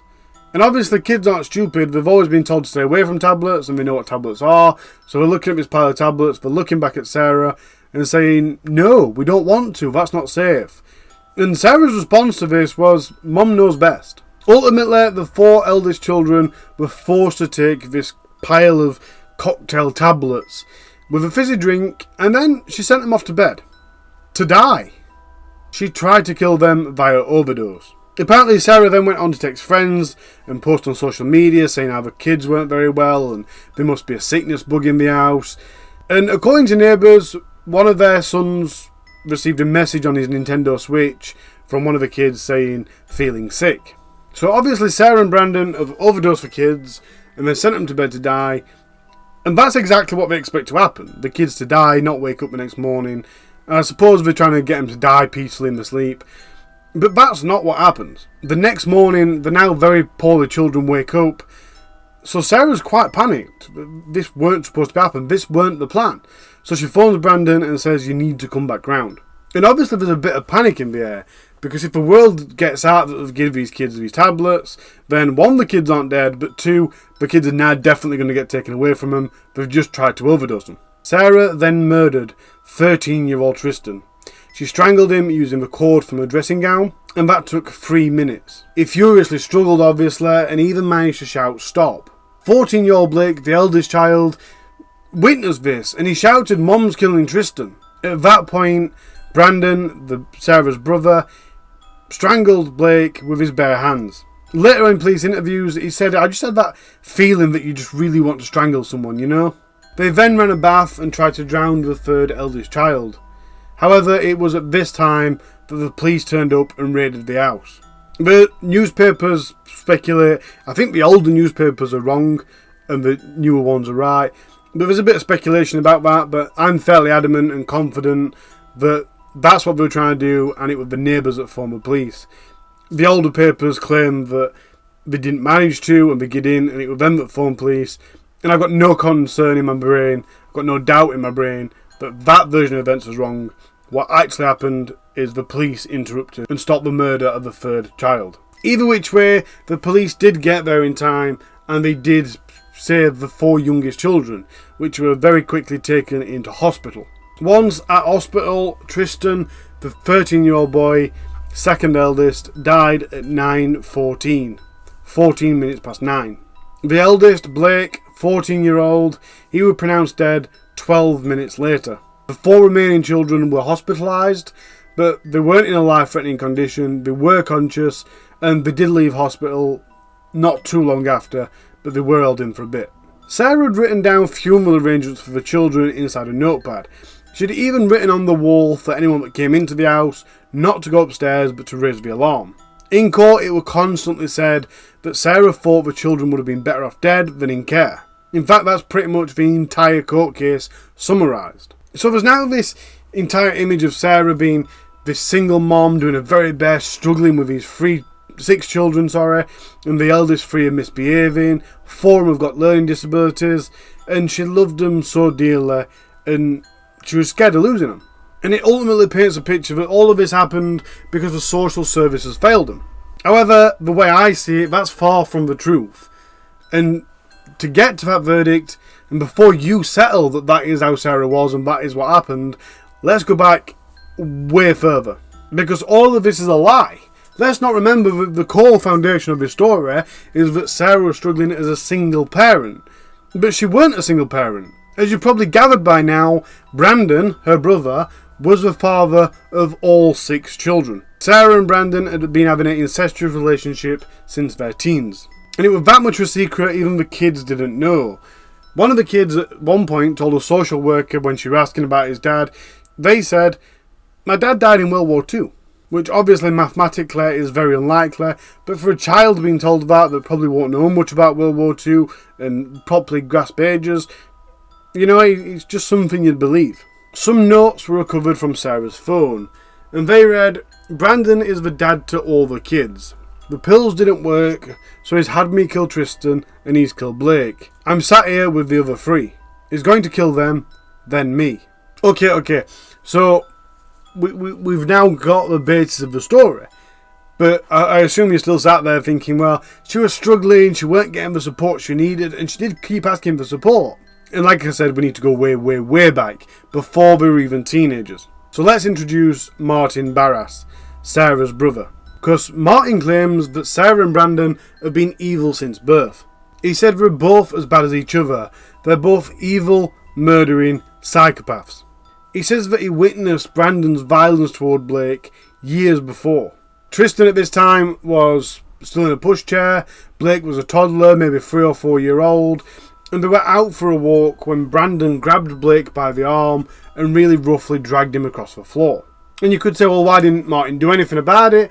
But Martin did. From that point on, he was that concerned that over the years he did call social services and report them quite a few times. But it weren't just the fact that they were a bit too violent towards the kids that makes him call them psychopaths. Oh no. And this isn't Brandon's voice, obviously, but this is what Brandon said. "They loved killing things and inflicting pain. We had mice, tiny little black and white things. One day I heard my sister, Donna, who has since died, screaming and crying. I walked in and Brandon and Sarah were laughing, chasing the mice, stamping on them, killing them. I tried to push them away but they were too strong. They were falling over laughing, while we were in floods of tears looking at the little bodies on the floor. Another time we were playing and Sarah shoved a girl out of a tree.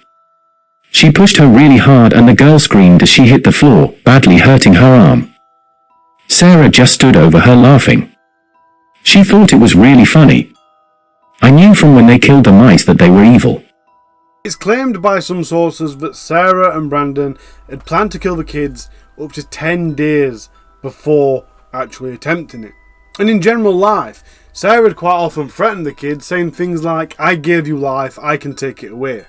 A few months before the incident happened, Sarah had posted an image on Facebook. It was a text image and it was a Stephen King quote that read, "Murder is like potato chips. You can't stop with just one." She also posted an image of the Grim Reaper, and along the bottom of the image it said, "Coming for you, ...